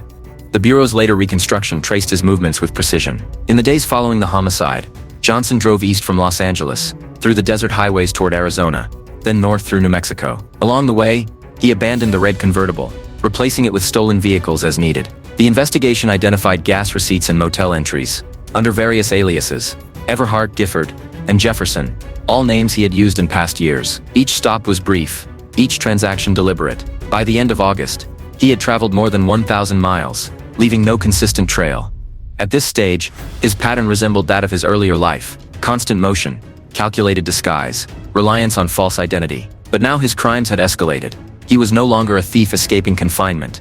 He was a killer evading capture. The Bureau of Prisons notified the Federal Bureau of Investigation on August 10, 1953. The U.S. Board of Parole issued a conditional release violators warrant, citing multiple breaches: loss of contact, association with known criminals, impersonation of police, auto theft, and suspected murder. The case shifted to federal jurisdiction. FBI field offices across the Midwest were alerted. Agents began monitoring correspondence to Dawson, tracing envelopes and money orders. On August 31, 1953, the Missouri Penitentiary reported receipt of a second letter addressed to Dawson, this one postmarked Cincinnati, Ohio, from the same alias. The letter enclosed another $50 money order and contained a cryptic line: "Received letter from our mutual friend John." It was the first verified proof of Johnson's continued movement east. The Bureau now faced a fugitive who had both resources and experience. His time on Alcatraz had given him a near-clinical understanding of law enforcement procedure. He knew how warrants were issued, how communication lagged between jurisdictions, and how local officers might hesitate to act on federal requests. He used those gaps as pathways. Reports from late August described the investigation as dynamic multi-jurisdictional pursuit of subject exhibiting professional evasion behavior. At the same time, Johnson's family in Florida received an unexpected visit. On September 22, 1953, FBI agents interviewed his father at their home. The elder Johnson stated that his son had visited 4 days earlier, staying briefly before leaving on the 21st. He had told them he was on parole, but feared being railroaded for a crime in California, involving the death of an acquaintance. He insisted he was innocent, and that he would travel north to clear his name. The agents noted his parents' cooperation and concluded that Johnson's visit was a farewell of sorts, a calculated pause before disappearing again. That conversation placed the Bureau exactly one step behind him. Within 48 hours, he was gone, traveling north toward the Midwest. Reports placed him briefly in Chicago, under the alias John Everhart, residing in a hotel near the rail terminal. A bartender remembered him discussing his recent release from Alcatraz, and displaying a German P-38 pistol, likely obtained illegally during his flight. He spoke confidently of his past crimes, and declared that he would never return to prison. The statement, later corroborated by witnesses, revealed both his awareness of pursuit and his fatal certainty about its outcome. Throughout these movements, Johnson maintained the same disciplined composure he had practiced for years. He avoided ostentation, paid in cash, and left no debts. He used mail drops, coded correspondence, and occasional telegraphs under false names. His path from California to the Midwest formed a web of deliberate misdirection. He did not hide as a man afraid of capture. He moved as one preparing for confrontation. The Bureau's internal memoranda from September 1953 described the atmosphere of the hunt. Subject considered armed and extremely dangerous, demonstrates capacity for premeditated violence, behavior consistent with long-term institutionalization, and anti-authoritarian ideology. Every phrase reflected the agents' understanding that they were dealing with a man shaped not by impulse, but by precision. Meanwhile, investigators in Los Angeles continued to gather evidence in the Huntington Park murder. Forensic examination confirmed the necktie knot was tied with unusual care, a symmetrical square pattern, consistent with manual strangulation by an individual possessing mechanical skill and composure. There was no evidence of struggle, beyond the fatal act itself. The method suggested control rather than passion. It was the work of someone accustomed to dominance, under pressure. The coroner's final report, filed August 12, recorded the cause of death as ligature strangulation by human agency. The time of death aligned with Johnson's last confirmed presence in the area. No other suspects emerged. The case file closed under the heading, Primary Suspect, John Elgin Johnson, Parole Violator and Fugitive. By the time those documents reached Washington, Johnson had already crossed several state lines. His letters to Dawson and his brief visit to his parents revealed a man circling his past while moving steadily toward his end. He had become both hunter and hunted, a man pursuing validation while being pursued by the system he despised. The Bureau's agents, spread across the Midwest and East Coast, tracked each lead with urgency. For Johnson, the flight was not escape, but progression. He knew he could not outrun federal pursuit indefinitely. What he sought was confrontation on his own terms, a final assertion of control against the authority that had defined his existence since adolescence. When he reached Baltimore weeks later, he carried with him little more than a pistol, a few $100s, and the conviction that he would never be taken alive. The man who once sought redemption through scripture had returned to the creed that governed his life: defiance. The disguise of police authority, the calculated murder, the careful flight, all were expressions of the same belief that control, even at its most destructive, was preferable to submission. In the months that followed, the trail would lead the Bureau across states and into the heart of a city, where a final phone call would end 18 years of pursuit, crime, and confinement. But in the summer heat of 1953, before the rain and the gunfire, John Elgin Johnson was still a moving shadow, part believer, part predator, part ghost of Alcatraz, driven not by freedom, but by the need to prove that no authority could hold him again. By the end of August 1953, the search for John Elgin Johnson had become one of the Bureau's most urgent domestic manhunts. From the moment the parole warrant was issued, field offices across the country began building a network of coordination, teletypes flashing from Los Angeles to Washington, Kansas City, and Chicago. Every lead was cataloged, every name cross-checked. Johnson's history made him uniquely dangerous, intelligent, calm under pressure, and trained by years of confinement to observe routine and exploit weakness. He was not running blindly. He was traveling with purpose. The first confirmed trace after Los Angeles appeared in the Midwest, through the Missouri State Penitentiary in Jefferson City. There, inmate Arthur Dawson, Johnson's former partner from the 1944 Leavenworth escape attempt, had received a letter. The return address was a deception. Arthur Dawson, fictitious. Box 920, Reg. Ox 666032, Hall B, Jefferson City, Missouri. Postmarked July 30th. The handwriting, meticulous and block-styled, matched Johnson's earlier correspondence from prison. Inside the envelope was a short message and a $50 money order. The tone was familiar yet vague, referencing shared memories and plans delayed. Prison officials immediately notified the FBI. The letter was turned over to handwriting analysts, who confirmed Johnson's authorship. What seemed at first an act of nostalgia revealed itself as part of a pattern. Communication sent through coded phrasing, always referring to unnamed friends and work. The Bureau's cryptanalysis unit found no direct cipher, but noted linguistic consistencies across Johnson's past letters. The message plans delayed was interpreted as reference to his flight path or future contact. Agents in Missouri and Iowa began monitoring all mail addressed to Dawson. Within a month, another letter arrived, this time postmarked August 31st, Cincinnati, Ohio, under the alias Frank Gifford with a return address in Florida. It included another $50 money order and a brief note. Received letter from our mutual friend John. The Bureau determined that the sender and the referenced John were one and the same. The use of a false sender and third-person self-reference was an old convict trick, meant to delay recognition. The Bureau now had proof that Johnson had traveled eastward, likely following rail or highway routes, connecting St. Louis, Indianapolis, and Cincinnati. Field offices along the corridor were alerted to watch for a man matching his description. 6 feet tall, light hair, gray eyes, carrying identification under multiple aliases. Agents were instructed to question car rental agencies, motels, and pawn shops. Johnson's criminal file was reissued with armed and dangerous stamped across the top. In Los Angeles, investigators continued reviewing the Huntington Park murder. Every detail of the crime scene was examined for traces that might predict his behavior in flight. The square knotted tie suggested calm precision. The absence of robbery indicated a motive beyond material gain. The Bureau's psychological report concluded, subject displays pathological need for control. Violence is deliberate and ritualized, not reactive.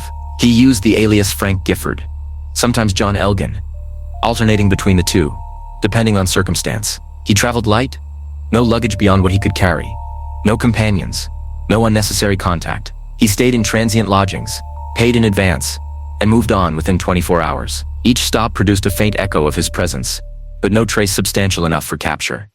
By early September, FBI headquarters had consolidated the case into a nationwide alert, distributing Johnson's photograph and profile to every field office, police station, and newspaper in the eastern United States. The bulletin described him as extremely intelligent, methodical, and resourceful. May pose as law enforcement or traveling tradesman. Consider armed with semi-automatic weapon. The description was accompanied by a stark warning: do not attempt arrest without adequate force. The public release of the alert prompted a new wave of reports, most inaccurate, some plausible. A hardware clerk in Pittsburgh claimed to have sold ammunition to a man matching Johnson's description. A motel owner near Columbus reported a guest named Jefferson, who paid with crisp bills and left behind a magazine clipping about Alcatraz. None yielded proof, but each hinted at proximity. Behind the scenes, Bureau analyst reconstructed his likely intentions. His correspondence with Dawson suggested emotional closure, as though revisiting the one connection to his criminal past that still held meaning. His visit to his parents in Florida showed the same pattern: brief, restrained, final. He was saying farewell to the fragments of his old life before confronting its inevitable end. Agents noted that fugitives driven by fatalism often sought symbolic symmetry, dying far from the place of their crimes, or ensuring their pursuers knew exactly who they were when the end came.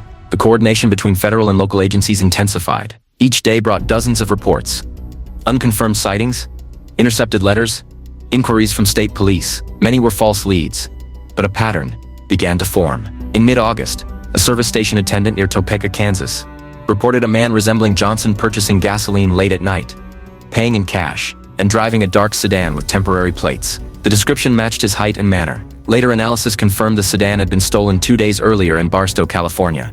From Kansas, the trail extended to Illinois. A hotel register in Chicago listed the name John Everhart, occupation machinist, address Los Angeles. He checked in on August 14th, paid for 2 nights, and left before dawn on the second morning. Witnesses later remembered him as polite, neatly dressed, and carrying a small suitcase. The bartender at a nearby tavern recalled a quiet man who drank sparingly, avoided conversation, but spoke once to a stranger about his time in prison. During that exchange, the man, undoubtedly Johnson, displayed a German P-38 pistol, cleaned and oiled, which he kept in a shoulder holster. The bartender remembered the final remark, that he would never go back to prison alive.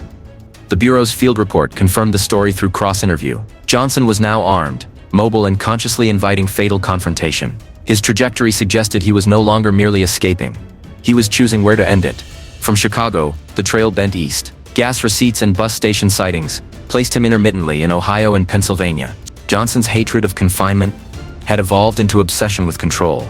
In every move since Alcatraz, he had sought to reclaim authority by impersonating police, by manipulating others' trust, by defining the terms of pursuit. Now that the manhunt had fully surrounded him, control could only be regained through confrontation. His journey eastward was not flight but alignment, a deliberate path toward a final act that would confirm his defiance. During this period, Bureau communications grew constant. The Los Angeles field office coordinated with Baltimore, Washington, and New York. Agents followed leads through train depots, telegraph offices, and mail routes. Each report was logged, coded, and transmitted. Teletypes clicked through the night, filling entire pages with the same 4 words: no further trace located. On September 20th, the first credible lead surfaced. The Miami field office reported contact with Johnson's parents, who stated that their son had visited only days earlier and was traveling north to clear his name. The interview, conducted by 2 agents, revealed that Johnson was carrying a pistol and a sum of cash. He had told his parents that he might be accused of a murder he did not commit, but that he would not return to prison. The agents noted the father's sincerity, the mother's distress, and the precision with which Johnson had timed his visit, appearing suddenly, leaving without destination. The information placed him somewhere between Florida and the northeastern corridor by the 3rd week of September. The Bureau recalculated the trajectory. If traveling by rail or automobile at his usual pace, he could reach the mid-Atlantic within days. Field offices in Baltimore, Philadelphia, and Washington, D.C. were ordered to remain on alert. The coordination reached a scale rarely seen for a single fugitive. Meanwhile, reports from the Midwest confirmed what the Bureau already suspected. Johnson had discarded every trace of companionship.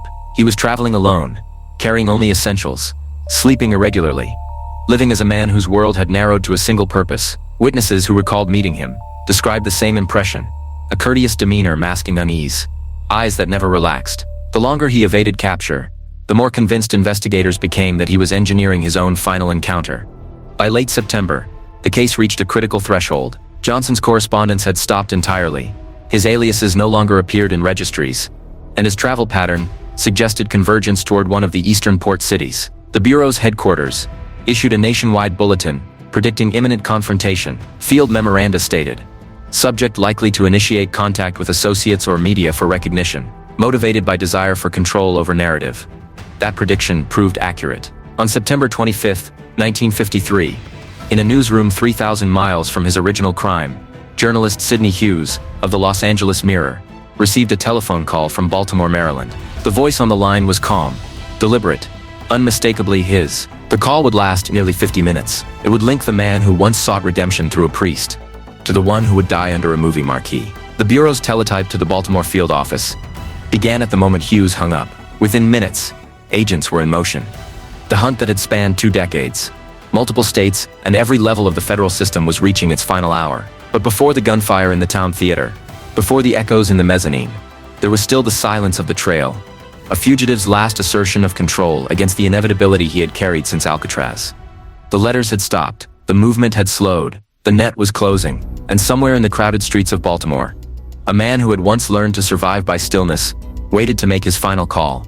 By late September 1953, the search for John Elgin Johnson had narrowed to a handful of eastern cities. Reports from Chicago, Cincinnati, and Miami had converged on a single possibility: Baltimore, Maryland. It was a port city large enough to hide in, close enough to Washington, D.C., to tempt a man who wanted proximity to the government he despised, and anonymous enough to disappear inside. For 3 days, Bureau teletype circuits carried the same message across districts.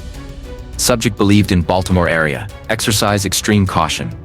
Johnson arrived there sometime during the 3rd week of September. How he entered the city remains uncertain. He may have taken a train under an alias or hitched rides along U.S. Route 40. What is known is that he carried a small bag, a P-38 automatic pistol, and less than $200 in cash. Witnesses would later recall a man matching his description, renting a cheap hotel room near Howard Street. Quiet, clean-shaven, paying for 2 nights, and keeping to himself. He spent his days walking the downtown blocks, pausing often to study phone booths and newspaper stands. The precision of his movements suggested more than idleness. He was planning something. On the morning of September 25th, he made his decision. He would call Sidney Hughes. Hughes was at his desk in the Los Angeles Mirror newsroom when the phone rang, 2:30 in the afternoon Pacific time. To him, Johnson was a ghost from 6 months earlier. The polite ex-convict he had tried to help, the man who had vanished and resurfaced now as a wanted murderer. The voice on the line was calm, deliberate, unmistakable. Johnson said he was in Baltimore. He claimed to have $10,000 from a friend who wanted to set him up in business. He asked if Los Angeles authorities still sought him. He wanted to return, he said, if it was safe. Hughes kept his tone measured, asking questions, stretching the conversation, while his mind calculated time zones and distance. As soon as Johnson promised to call back, Hughes signaled another reporter to contact the FBI field office. Within minutes, the Bureau in Los Angeles relayed a priority message to Baltimore. Johnson confirmed alive, currently telephoning Hughes from Baltimore area. Will call again in approximately 1 hour. Agents in Baltimore dispersed at once. The city's telephone exchanges were alerted. Supervisors coordinated with operators to trace any call routed from public booths to the Mirror's main line. The process, primitive by modern standards, relied on human reflex and wire routing. It could take minutes to isolate the origin. Every second of delay mattered. At 3:55 p.m. Pacific, nearly 20 minutes later than promised, the second call came. Hughes answered. The open line between Los Angeles and Baltimore became the hinge of the entire operation. One man sat amid typewriters and cigarette smoke, holding the receiver, while across the continent, another spoke from inside a phone booth in an unknown city. Between them, federal agents moved through Baltimore's streets, searching for the voice that filled the wire. The Bureau's communications logs recorded the sequence with military precision. At 6:55 p.m. Eastern, the Baltimore switchboard traced an active long-distance connection to a downtown exchange, serving the town theater, a movie house on Lexington Street, showing the crime picture the jury. Agents in unmarked cars converged on the address. The theater had just opened its evening show. Crowds filled the sidewalk. Inside, the mezzanine level was closed for maintenance, accessible only by 2 stairways leading to a small lobby with a payphone. The operator confirmed that a long-distance call was in progress from that booth. Johnson had chosen his final location. As the conversation continued, Hughes followed the instructions relayed through the FBI liaison seated beside him. His task was to keep Johnson talking, to prolong the call long enough for field agents to close in. Every question was designed to draw response, without provocation. The Bureau's recording transcripts later captured fragments. Talk of money, of Alcatraz, of fear that he was being framed for murder. Johnson's voice remained steady. He told Hughes he was waiting for the Huntington Park case to clear, that he had been treated unfairly, that the FBI could not be trusted. The longer he spoke, the more certain he seemed of his own narrative. Hughes urged him to surrender, repeating the message he was told to deliver, buying time with every phrase. In Baltimore, Special Agent J. Brady Murphy led the team approaching the theater. Murphy was 35, an experienced investigator from the Baltimore office, known for precision and calm.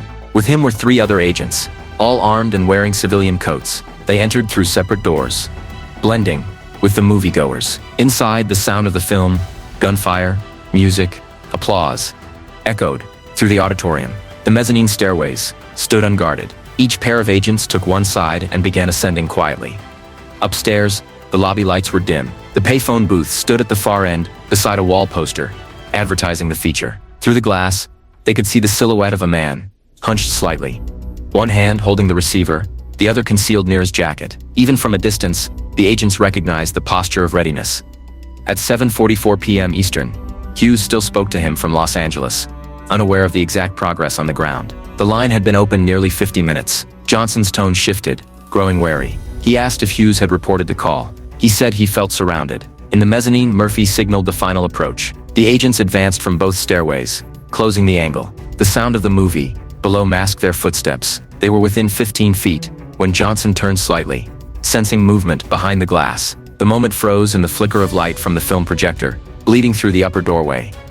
2 gunshots shattered the quiet. Both came from inside the booth. The first struck Murphy in the abdomen. The second wounded the agent beside him. The others returned fire immediately. 15 rounds ripped through the wood and glass. The confined space amplified every shot into concussion. The smell of cordite filled the lobby. When the firing stopped, silence returned, except for the faint rumble of the movie continuing below. Inside the booth, Johnson's body slumped against the door, his head resting through the broken glass. The receiver still hung from the cord, swinging slowly. The P-38 automatic lay at his side. Blood pooled across the tile floor. He had been hit 7 times, in the stomach, chest, shoulder, and head. He was alive only seconds after the last bullet. Downstairs, ushers heard the commotion, but assumed it part of the film's soundtrack. Across the continent, in Los Angeles, Hughes heard the abrupt metallic crash, then a clatter, and the sound of coins falling through the pay slot. The line went dead. When he asked the operator to reconnect, she replied that the Baltimore circuit had gone out of order. He knew instantly what it meant. At the town theater, agents forced open the booth door to remove Johnson's body. Special Agent Murphy lay nearby, conscious but bleeding heavily. He was carried down the stairway and rushed to the hospital. Along with the second wounded agent, Johnson was transported to the same facility under guard, pronounced dead on arrival. In his pockets were identification cards under multiple names, small sums of cash, and religious pamphlets. On his wrist was the prison-issue watch he had worn since Alcatraz. Murphy was taken directly into surgery. Before anesthesia, he asked whether Johnson was dead. When told he was, he whispered a brief prayer for the man who had shot him. He died minutes later, on the operating table. His death marked the final line in a case file that had begun 18 years earlier, with a teenage thief in South Dakota. The Bureau's after-action report reconstructed the event, second by second. It noted the timing of calls, the coordination between offices, the precision of the agent's response. The official conclusion read, Subject John Elgin Johnson, federal parole violator, was killed during lawful attempt at arrest, following armed resistance. Special Agent J. Brady Murphy, fatally wounded in performance of duty. The incident underscored both the efficiency of the pursuit and the cost of its resolution. Back in Los Angeles, Hughes wrote the story for the Mirror under the headline, Fugitive Dies in Baltimore Shootout. He described the man he had known months earlier. Quiet, polite, seemingly redeemed. And the voice he heard over the wire that afternoon, filled with certainty and hatred. The article closed with a single line that echoed the sentiment of the agents who had pursued Johnson for years. For a man who learned to survive in silence, his final words were lost to static. The aftermath unfolded swiftly. The Baltimore field office, compiled Johnson's personal effects, and shipped them to Washington for cataloging: the pistol, the money order stubs, the letters to Dawson, the chaplain's correspondence from Alcatraz. Each item was logged and sealed. His fingerprints were compared one last time against federal records, identical to the prints taken in 1935, 1937, 1940, 1944, and 1953. The sequence of arrests and incarcerations that had defined his life ended where it began, in official documentation. In the weeks that followed, internal memoranda circulated through bureau channels, analyzing what the case revealed about parole procedures, institutional rehabilitation, and the psychology of long-term confinement. The consensus was stark. Johnson had never truly adapted to freedom. The years at Alcatraz had stripped him of impulse, but not of will. When released, he sought the only structure he understood: authority, deception, and control. His final act, initiating a call that guaranteed discovery, was interpreted as a deliberate invitation to confrontation. The manhunt had ended exactly as he intended, under his terms, not theirs. On the Bureau's wall of honor, a brass plate bearing Murphy's name joined those of other agents killed in duty. The citation read that he gave his life in defense of law and justice. Johnson's body, unclaimed by family, was buried in a modest grave under government supervision. The marker listed only his name, birth year, and the date of death: September 25, 1953. In the cold symmetry of record-keeping, the two men became connected forever. One as the servant of order, the other as its challenger. The case file that closed both lives remains a study in opposites: faith and hatred, duty and defiance, silence and noise. On that September evening in Baltimore, those opposites met inside a wooden phone booth and ended in gunfire. The Bureau's final summary concluded with language stripped of sentiment, but rich in implication. Subject terminated during apprehension, investigation complete. Yet within those words lay the full arc of a life spent chasing freedom that could only exist through confrontation. For John Elgin Johnson, the phone call to Los Angeles was not confession or surrender. It was performance, a final demonstration of control over the narrative, a last moment where he could decide when and how the system would find him. The static that ended the line was the sound of closure.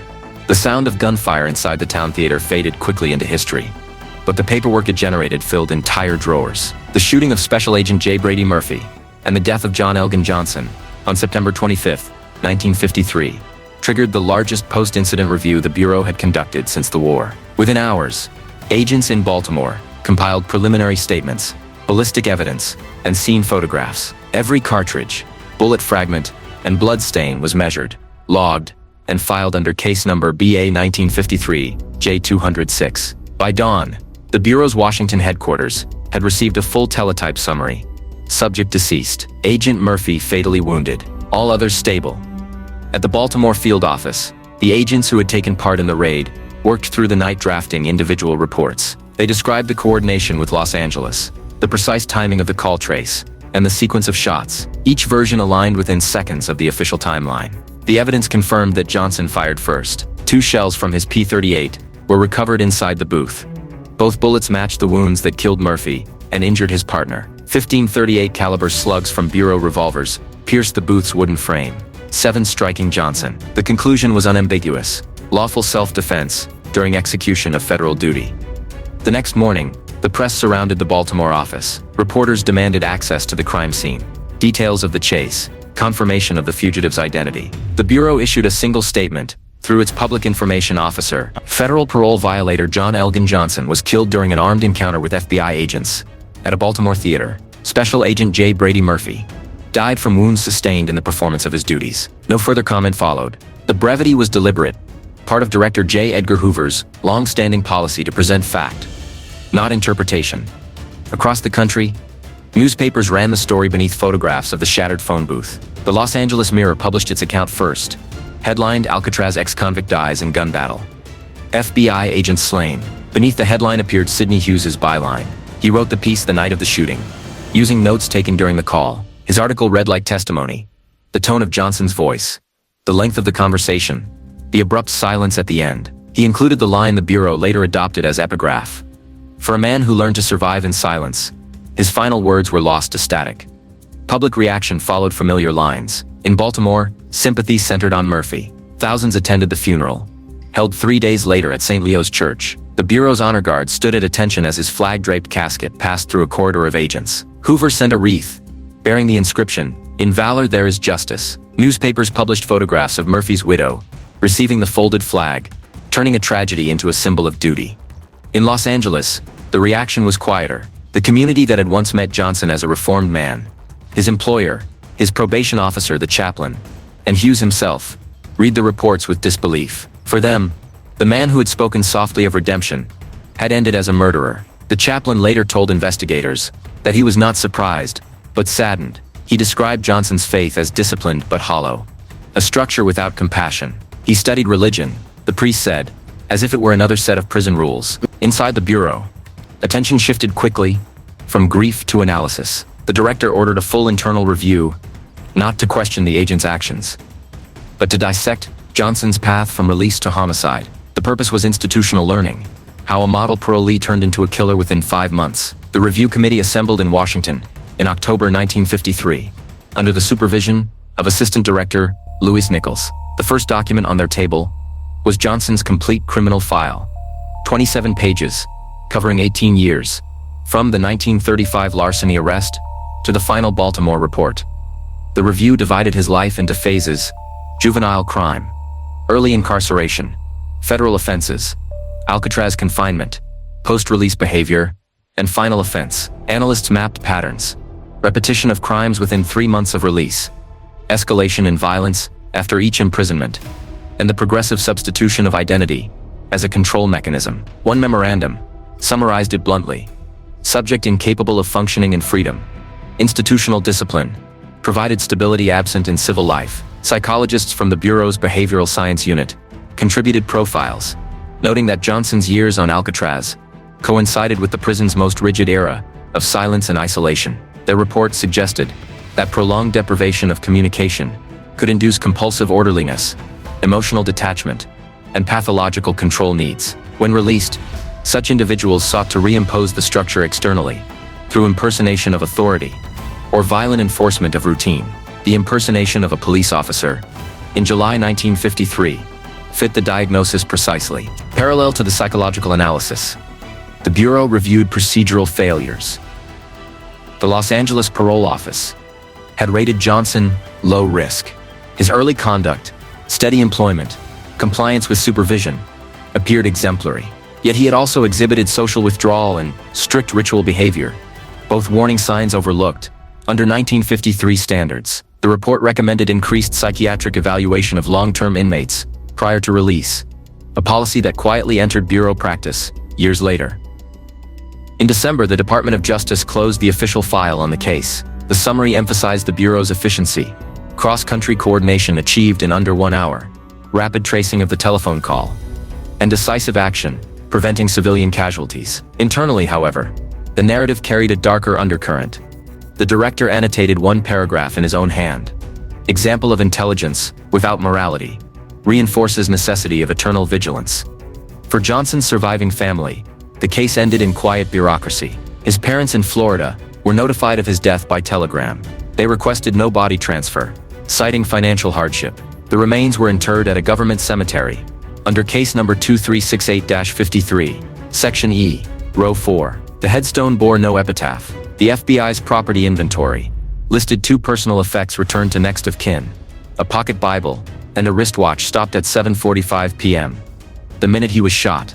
Through winter 1953, Bureau newsletters circulated internal tributes to Murphy. His photograph joined the Wall of Honor at headquarters, a small brass plate beneath the words "Fidelity, Bravery, Integrity." In the same building, archivists boxed Johnson's file and stored it in the criminal records section. The file's closing page contained a final summary paragraph, written by a clerk who never met either man. Subject deceased, matter concluded. The 2 names, Murphy and Johnson, became adjacent entries in the database, connected forever by date and circumstance. Outside the Bureau, the public's attention drifted quickly. By early 1954, the Korean War armistice, Cold War espionage cases, and organized crime hearings dominated headlines. The Baltimore shootout became one more entry in the Bureau's list of resolved cases. Only historians and internal instructors revisited it, using it as a study in fugitive psychology and inter-office coordination. In January 1954, a training bulletin titled "Lessons from the Johnson Case" circulated among new agents. It summarized his life in 2 pages: early delinquency, repeated incarceration, manipulation of rehabilitation programs. Final confrontation. The conclusion read, criminal intellect, when combined with emotional disorder, yields sustained threat, control mistaken for reform. The bulletin's tone was clinical, but its subtext was cautionary, an acknowledgement that discipline and deceit could look identical until violence exposed the difference. The most detailed analysis came from the Bureau's research section, which compiled a timeline stretching from Johnson's birth in 1919 to the town theater. Each event aligned with social and institutional factors: the Depression, World War II, post-war parole systems. The report argued that Johnson's criminal evolution mirrored the nation's changing concept of control. In the 1930s, he stole for survival. In the 1940s, he fought authority as an enemy. By the 1950s, he impersonated it. His story, the analyst wrote, illustrated the transformation of rebellion into mimicry. The director approved the report, but ordered it sealed as internal reference. Publicly, the Bureau maintained focus on Agent Murphy's heroism. Memorial lectures emphasized courage under fire, not the psychology of the man who fired first. In press releases and annual reports, Johnson's name appeared only once, in a list of offenders, neutralized during resistance. The final word on his life became a statistic. Yet among agents who had studied the case, discussion persisted. Some viewed Johnson as inevitable, a product of criminal temperament beyond redemption. Others saw him as evidence of systemic failure, a man institutionalized into dependence. The debate never reached conclusion. What remained was the record, a chronology of crime, confinement, release, and death. In its completeness, it read less like biography than like the operation of machinery, each event triggering the next with mechanical certainty. By spring 1954, the files were indexed, the photographs developed, and the evidence sealed. The fragments of the shattered phone booth were destroyed after laboratory examination. The P-38 pistol was stored for use in future ballistics comparison, tagged with the notation recovered from deceased subject. The letters to Arthur Dawson were forwarded to the prison correspondence archive, where they remain, cryptic lines of code between two men long dead. For the Bureau, the Johnson case was both triumph and warning. It demonstrated the reach of federal coordination, but also the limits of reform. In the years that followed, parole supervision tightened, and psychological evaluation became routine. Johnson's name faded from headlines, but persisted in policy, cited quietly in training as precedent for caution. In the broader chronology of crime, 1953 would be remembered for other stories: Cold War espionage, organized syndicates, the first whispers of narcotics networks. Against that backdrop, a single fugitive's death in a Baltimore theater seemed minor. Yet inside the Bureau's archives, the case continued to surface in footnotes and examples. It represented something more enduring than violence, the recurring pattern of men who, having learned to survive under absolute control, could not survive without it. By the close of 1954, the file labeled Johnson, John Elgin, was transferred to the Bureau's historical section. The cover bore a final administrative stamp, classified, historical value. Beneath it, a clerk penciled one last notation, dated December 3, 1954, end of record. In the quiet logic of government archives, that line marked completion. Outside those walls, the city of Baltimore returned to its ordinary rhythm. The town theater resumed evening shows. Audiences laughed in the same seats where gunfire had echoed months before. Only a faint scar on the mezzanine floor, later covered with new tile, hinted at what had happened there. The phone booth was replaced, identical to the old one, as if repetition could erase memory. History reduced both men to symbols, the agent to valor, the fugitive to warning. Yet the facts remained immutable. One September evening, a phone line stretched from California to Maryland, carrying the voice of a man shaped by confinement, and a pursuit shaped by duty. When that line went dead, an era of his life, and a chapter of the Bureau's closed with it. By 1955, the name John Elgin Johnson had faded from newspaper pages. But inside the Bureau's halls, his case remained an echo, a reminder of the limits of discipline and the unpredictable outcome of freedom. In the training lectures delivered at Quantico that year, instructors spoke of control personalities, men who thrived in structure and collapsed outside it. They cited Johnson without naming him. His case was treated as a study in psychological rigidity, an example of the dangerous symmetry between obedience and defiance. The Bureau itself was entering a period of expansion. Cold War intelligence, espionage, and organized crime began to dominate the director's priorities. Yet, beneath the sweeping rhetoric of national security, internal memoranda continued to address the human dimension of criminal behavior. One circular, distributed in mid-1955, referenced the Baltimore incident as justification for enhanced parole review procedures. It recommended long-term psychological observation, for inmates released from high-security facilities, citing the Johnson precedent. The tone was bureaucratic, but the implication was clear. The Bureau had learned that reform could mimic stability, until tested. Within law enforcement circles, the case became shorthand for caution. Agents described parolees, exhibiting hyper-discipline, as Johnson types, men who appeared calm, yet carried latent hostility toward authority. The classification never appeared in official manuals, but it passed through briefings and conversations as institutional slang. It reflected both respect for his cunning and fear of its consequences.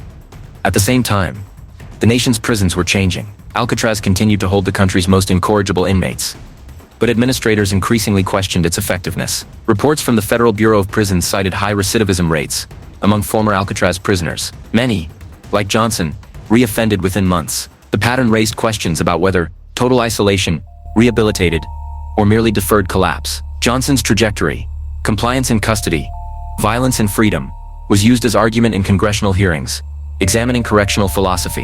In 1956, a Justice Department review on post-incarceration adjustment of high-risk offenders devoted an entire section to one unnamed subject, described as an Alcatraz graduate, paroled March 1953, deceased September of same year following fatal encounter with law enforcement.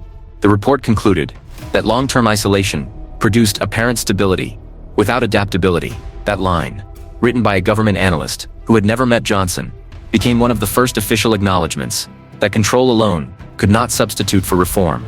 Public memory of the town theater shooting resurfaced occasionally in crime magazines and serialized accounts of famous cases of the FBI. These articles, sanitized and moralistic, portrayed Johnson as a cautionary archetype, the unrepentant convict, undone by pride. The real complexity of his life, the intersection of discipline, intelligence, and emptiness, rarely appeared in print. To the public, he became another outlaw who met inevitable justice. To the Bureau, he remained a study in failure disguised as order. Inside the FBI, Agent Murphy's name endured far longer. Each September, his photograph appeared in the Bureau's internal bulletin, under the heading, In Memoriam. New agents learned his story on their first week at the academy. The details of his death, approaching the phone booth, returning fire, dying in service, became a lesson in composure and sacrifice. The director cited him frequently in speeches, calling him an example of courage under discipline. Murphy represented everything the Bureau sought to preserve. Johnson, everything it sought to prevent. The symmetry was not lost on those who studied both men's files. By the early 1960s, as Alcatraz neared closure, the Johnson case resurfaced in administrative discussions. When Attorney General Robert F. Kennedy announced the island's decommissioning in 1963, he cited operational cost and security concerns. Privately, Bureau advisors noted another factor: the prison's record of producing inmates unable to function outside confinement. Though Johnson's name went unspoken, his file appeared in the briefing materials circulated to the department. It served as one of many data points, suggesting that isolation bred dependency, rather than deterrence. When Alcatraz finally closed in 1963, its final report listed the number of inmates paroled during its 29 years of operation. Of those, a significant fraction had reoffended within 2 years. Johnson's entry appeared as a single line: parolee 424 AZ, deceased within 6 months. In the arithmetic of history, that was his epitaph.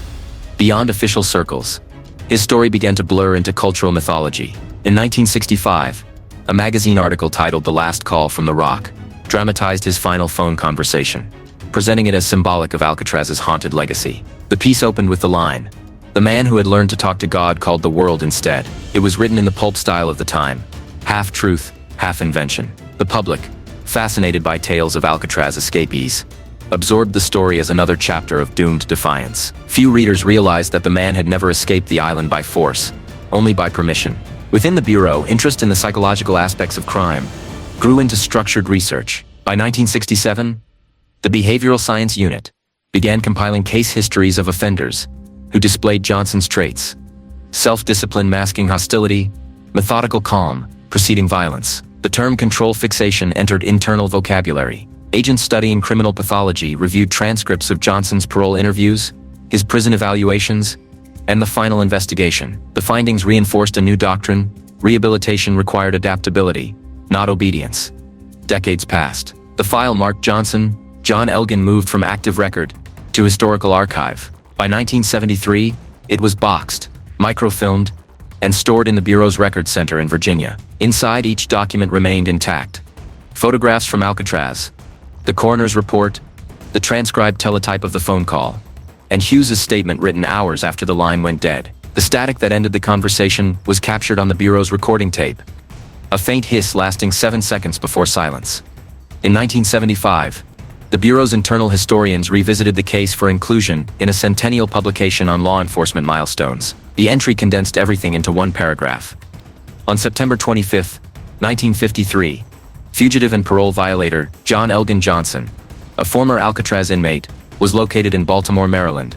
Following a long-distance telephone trace, during the attempt to apprehend him, Special Agent J. Brady Murphy was killed. Johnson was shot and fatally wounded by other agents. The incident emphasized the inherent dangers of fugitive pursuit. No mention was made of Johnson's life, motives, or transformation. Only procedure and outcome mattered.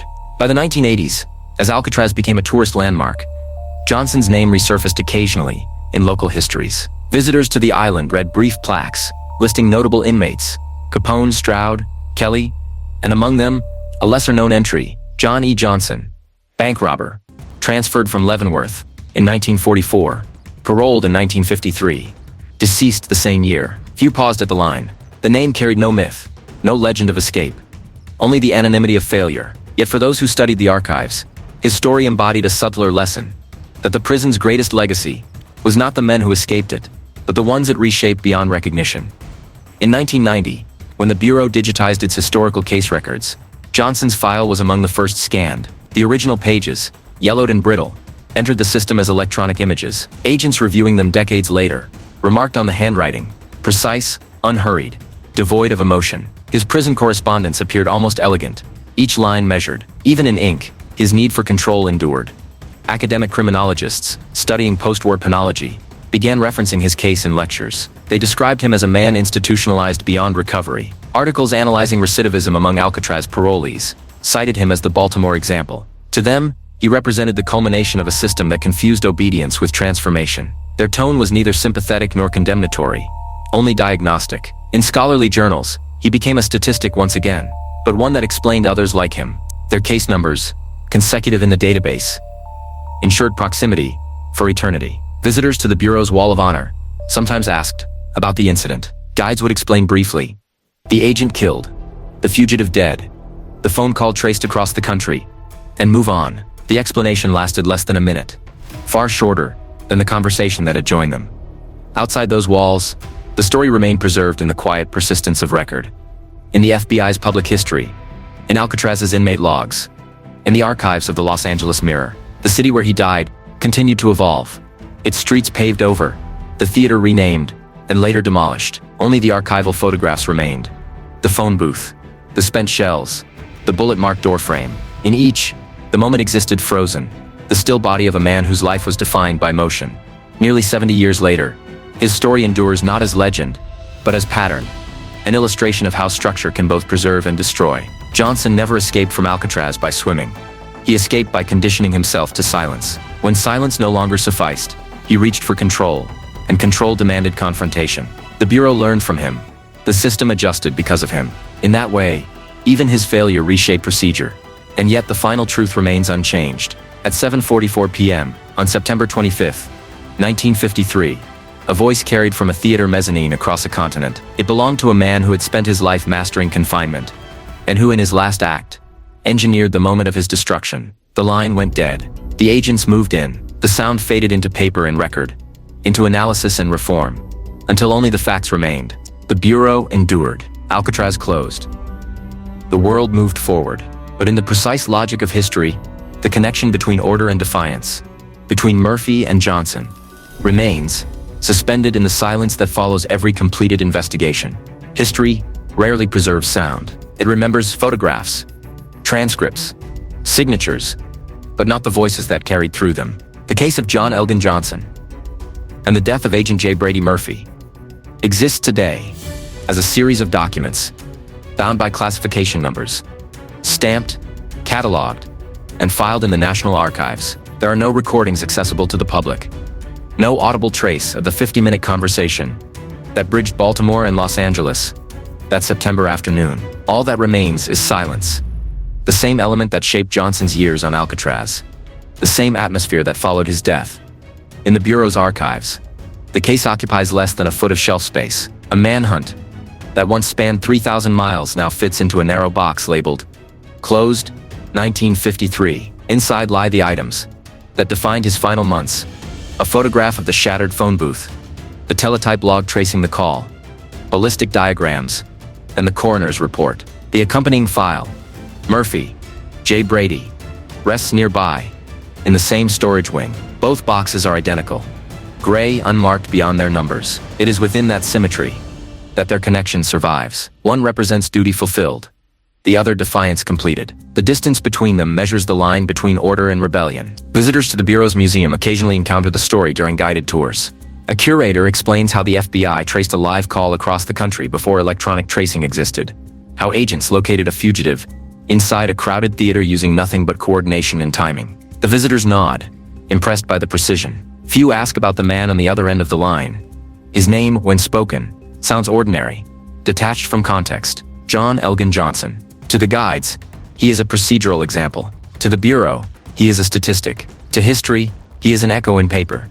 Yet in the fragments that survive, the human outline remains discernible. The grainy photographs taken after the shooting show a tall man, mid-30s, hair parted, expression vacant even in death. His suit is inexpensive but pressed. The P-38 rests near his hand, its barrel angled upward, as if in final resistance. On his wrist, the same watch he wore at Alcatraz, motionless, its hands frozen at the exact minute the line went dead. For investigators who studied the scene, that stillness seemed fitting. Time had stopped at the instant control ended.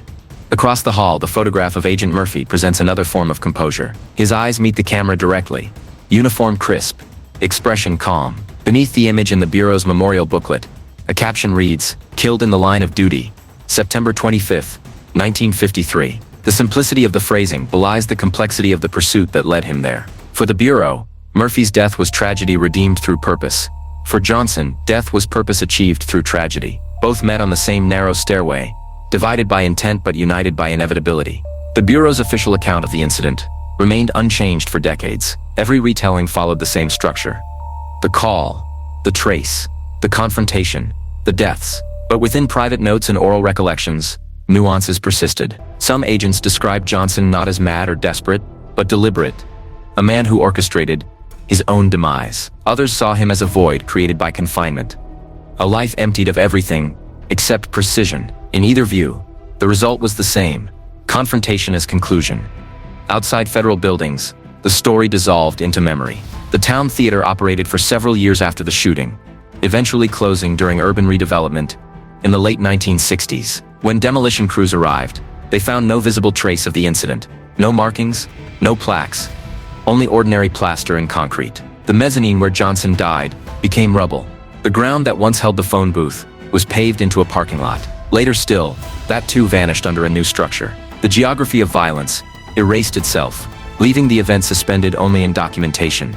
For Sidney Hughes, the journalist who had answered the call, the memory endured longer. He continued writing for another decade, covering court cases and political scandals, but none left the same mark. In interviews late in life, he described that day as hearing a man's life end through a wire. He kept the carbon copy of his article and the transcript of the call among his personal papers. When he died in 1971, his widow donated them to a university archive in California. They remain there, a private record of the connection that linked two cities for less than an hour and changed two lives forever. Within academic circles, Johnson's name resurfaced periodically. In criminology journals of the 1970s, he was cited as a textbook case of post-institutional maladaptation. In sociological studies of prison reform, his profile appeared alongside other Alcatraz parolees who failed to reintegrate. Scholars debated whether the system created him or merely revealed him. No consensus followed. Each argument ended in the same acknowledgement that between confinement and chaos lies only the fragile interval of human will.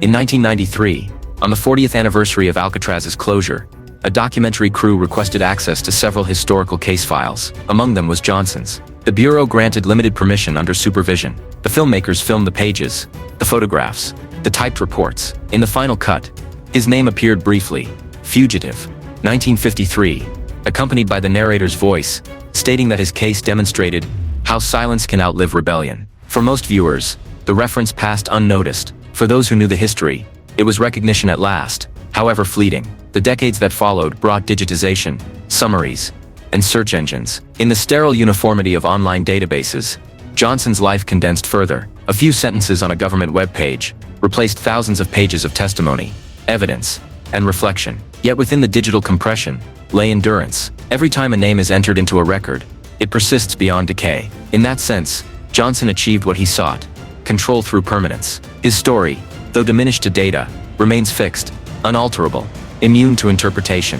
For the Bureau, the legacy of the Town Theater case extended far beyond its facts. It reinforced operational doctrine: coordination saves lives, hesitation cost them. The incident became a benchmark for field communication efficiency, cited in internal histories of technological progress. The irony that the fugitive himself had initiated the call, the very act that led to his capture, served as a moral illustration in lectures that arrogance often precedes exposure. In that controlled environment of analysis, Johnson continued to serve his final purpose as lesson. Yet outside institutional walls, another narrative endures, quieter and less categorical. It belongs to the human observers, who recognize the pattern, without judgment. They see in Johnson not hero or villain, but reflection, a product of systems that valued order above understanding. His silence on Alcatraz was enforced. His silence in death was chosen. Between those two moments lies the full measure of what imprisonment can do to a mind, shaped entirely by structure. Today, if one visits the National Archives and requests the file, an attendant retrieves it from climate-controlled storage. The folder's contents are brittle, edges darkened, but legible. Reading through them feels like watching a film in reverse. The investigation unwinds. The bullets return to their casings. The phone line reconnects, and the man who fell in Baltimore stands again, alive within paper. The narrative rebuilds itself, each page restoring a fragment of motion until the final entry, typed, centered, emotionless. Case closed. And yet, beyond the administrative finality, something remains unresolved. The correspondence to Arthur Dawson, written in careful block letters, still carries the faint indentation of the pen strokes. The phrase "plans delayed" remains visible, ambiguous, unfulfilled. Analysts once debated its meaning. Historians still speculate. It could signify escape, or redemption, or nothing at all. Whatever he intended, it became prophecy. His plans ended not delayed, but concluded.